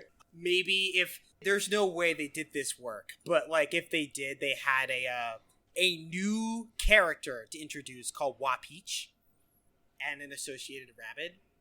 But like, Rocky, don't break my heart. I'm just saying, like they could do it if they really cared about it and they went the distance with Nintendo, but there's no way they did. But like, yeah, I mean, I feel like this far into the generation, I'm willing to call Mario plus Rabbids Kingdom Battle the best third-party game on the Nintendo Switch. If you're having a conversation about like what games people need to have for Nintendo Switch, it's part of it. Mm-hmm. And the thing is that like, if anybody told you that like one of your favorite games for Nintendo Switch was going to be a tactical turn-based combat game where percentages and likelihood of hitting the opponent was like a key part of your strategy, would you believe me? Well, No. mean, I would, but also I've been playing Fire Emblem for 15 years. I mean, fair, yeah. If you told me that was going to be a key strategy and it was not a Fire Emblem game. If you were going to tell me that it was a comedy, like, focused tactical RPG with, like, Rabbids as, like, a central, like, character base, I wouldn't have. And if I had said, okay, less Fire Emblem, more XCOM. Yeah, right? Like, that would have been bananas. Yeah. But yet here we are.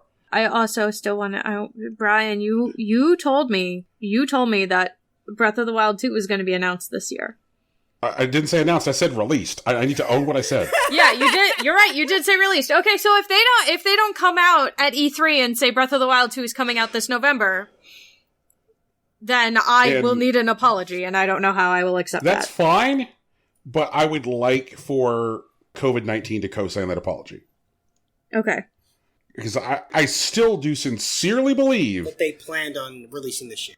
if, like, say, the world had not been flipped upside down, that Nintendo would have had every intention to release that game this year to drive, individual new unit sales during a year where hardware sales will likely be driven by their competitors. But we don't know the full scale of how, like, shifting everybody to a work-at-home environment has changed things for Nintendo.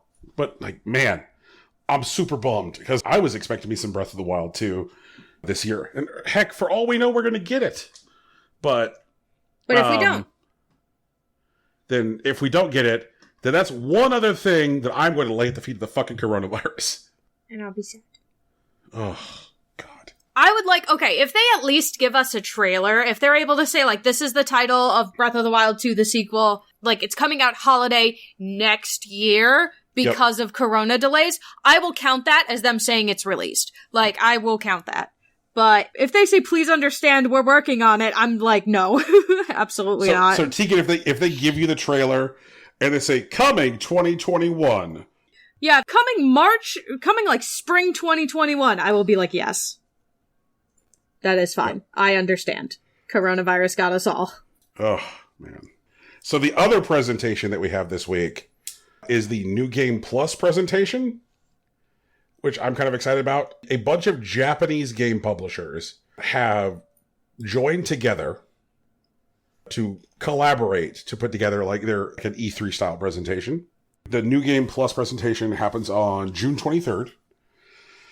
And it'll feature Actil, Active Games, Axis, Arc System Works, Gung Ho, Idea Factory, Inti Creates, Koei Tecmo, Natsume, NIS America, Playism, Sega, SNK, Spike Chunsoft, and then, not Japanese, Way Forward.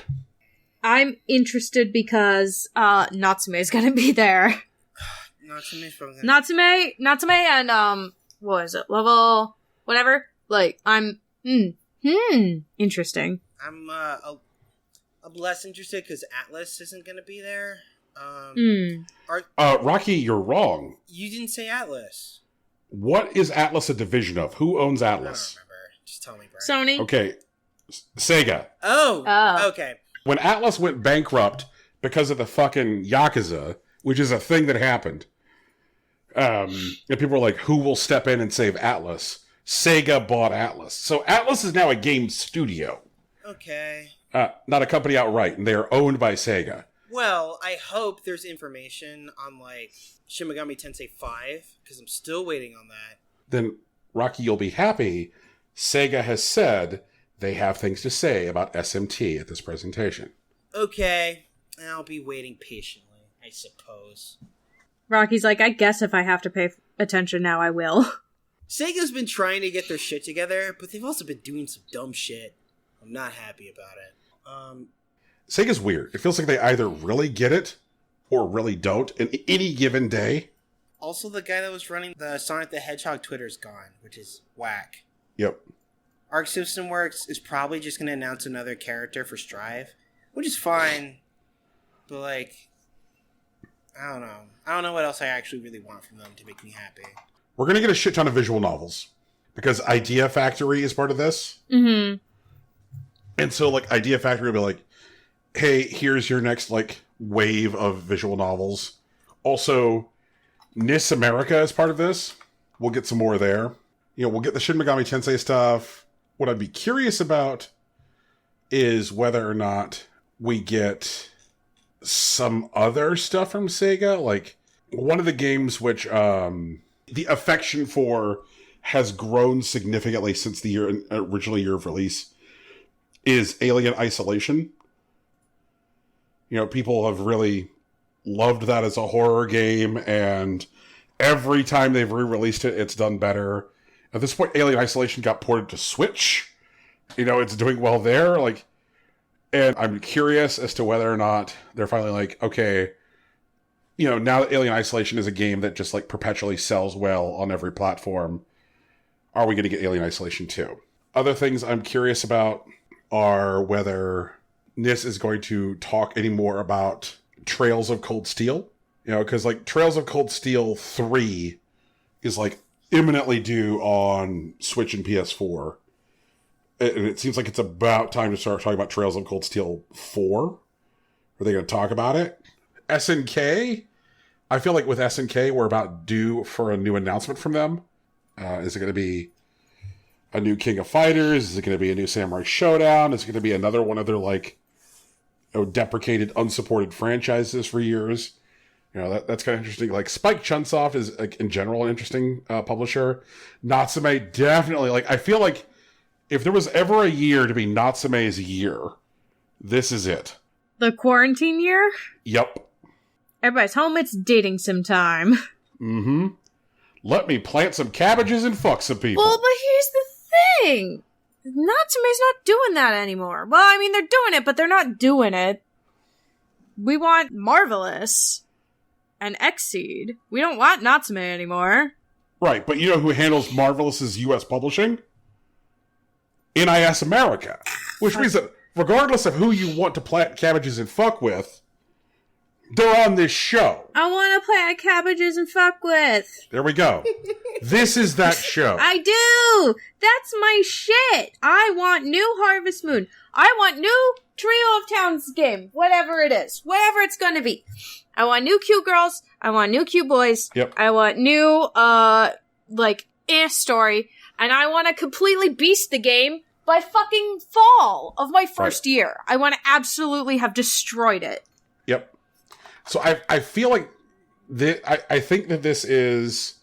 They've announced that the presentation is going to be about 90 minutes. It's been a while since we've seen like this kind of like effort by Japanese publishers to capture attention during this time of year for a U.S. audience.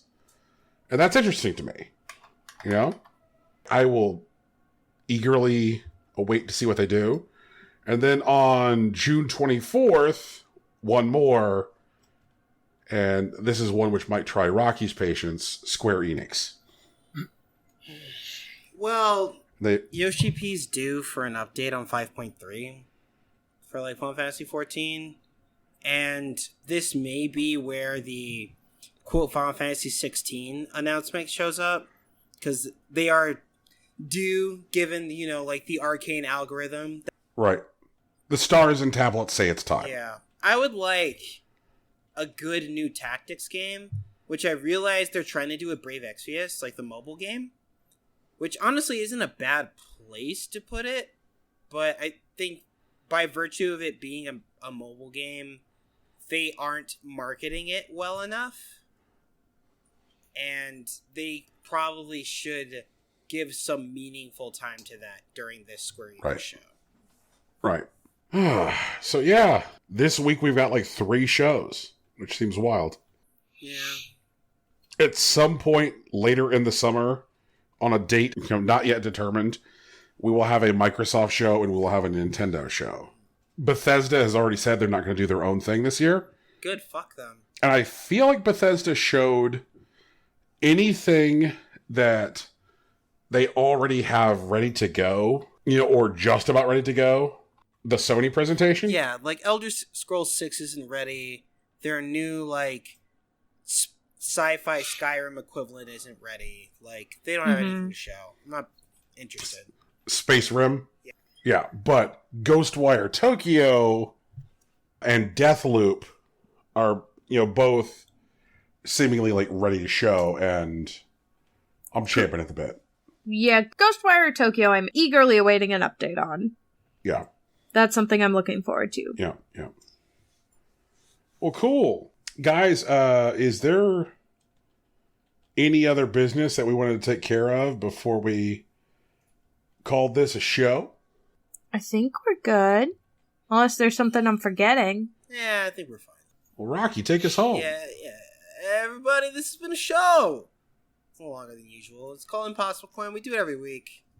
You can find us wherever podcasts are found. iTunes, Google Play, Stitcher, and Spotify. SoundCloud coming soon. As soon as we get that settled with the people at SoundCloud. These fucking people. Speaking of SoundCloud, there's music at the beginning and end of this podcast. It's produced by our friend Big Soch. You can find his work at soundcloud.com/BigSochNJ.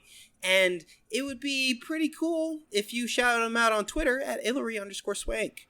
Our original logo and t-shirt were designed by Lauren Moran. You can find her on Twitter at Lauren Moran, and consider donating to her Patreon. We have a Patreon as well at patreon.com/ImpossibleCoinPodcast. One day it may be /ImpossibleCoin, but today is not that day. And on our Patreon, if you choose to patronize us, you'll get access to our bonus content like watch-alongs and audio essays relating to things like the Zelda timeline or Paper Mario and etc. And we do have a new t-shirt that, for legal reasons, have to be operated out of Brian's PayPal account. There are instructions on our previous podcast description that may be duplicated here. They will be duplicated here. But that's us. Oh, actually, excuse me. One more thing. We are on social media. Brian is on Facebook and Patreon. I'm on Twitter. And Tegan's on Tumblr. It's all Impossible Coin. No spaces, underscores, or dashes, nothing like that. In fact, if you see one like that, let us know, because they are infringing on our intellectual property, and they will be dealt with. And please shout out our Twitter polls. We have one that will question who is the owner of this podcast, and another if you want to see Brian in full goth regalia in the 90s. But that's us. That's the show. I'm very excited. The poll about Goth Regalia is currently 50-50. So. It won't be 50-50 for long, don't worry. God damn it. That's not what you say, Brian. You say peace, And then I say bye. And Rocky says later. Well, don't say goddammit. We don't swear. I'm just kind of reeling at the idea that, like, here we are at less than 3 hours, and Rocky's calling this a long episode, and I think it's just because, like, here in quarantine, we've trended to around 2 hours. Also, this show won't actually be 3 hours. Like, they get shorter when I cut out spaces and stuff. Yeah. But it will not be a 2-hour show. No, it won't be a 2-hour show. It's not by a damn sight. All right. Well, peace. Bye. Later. It's official.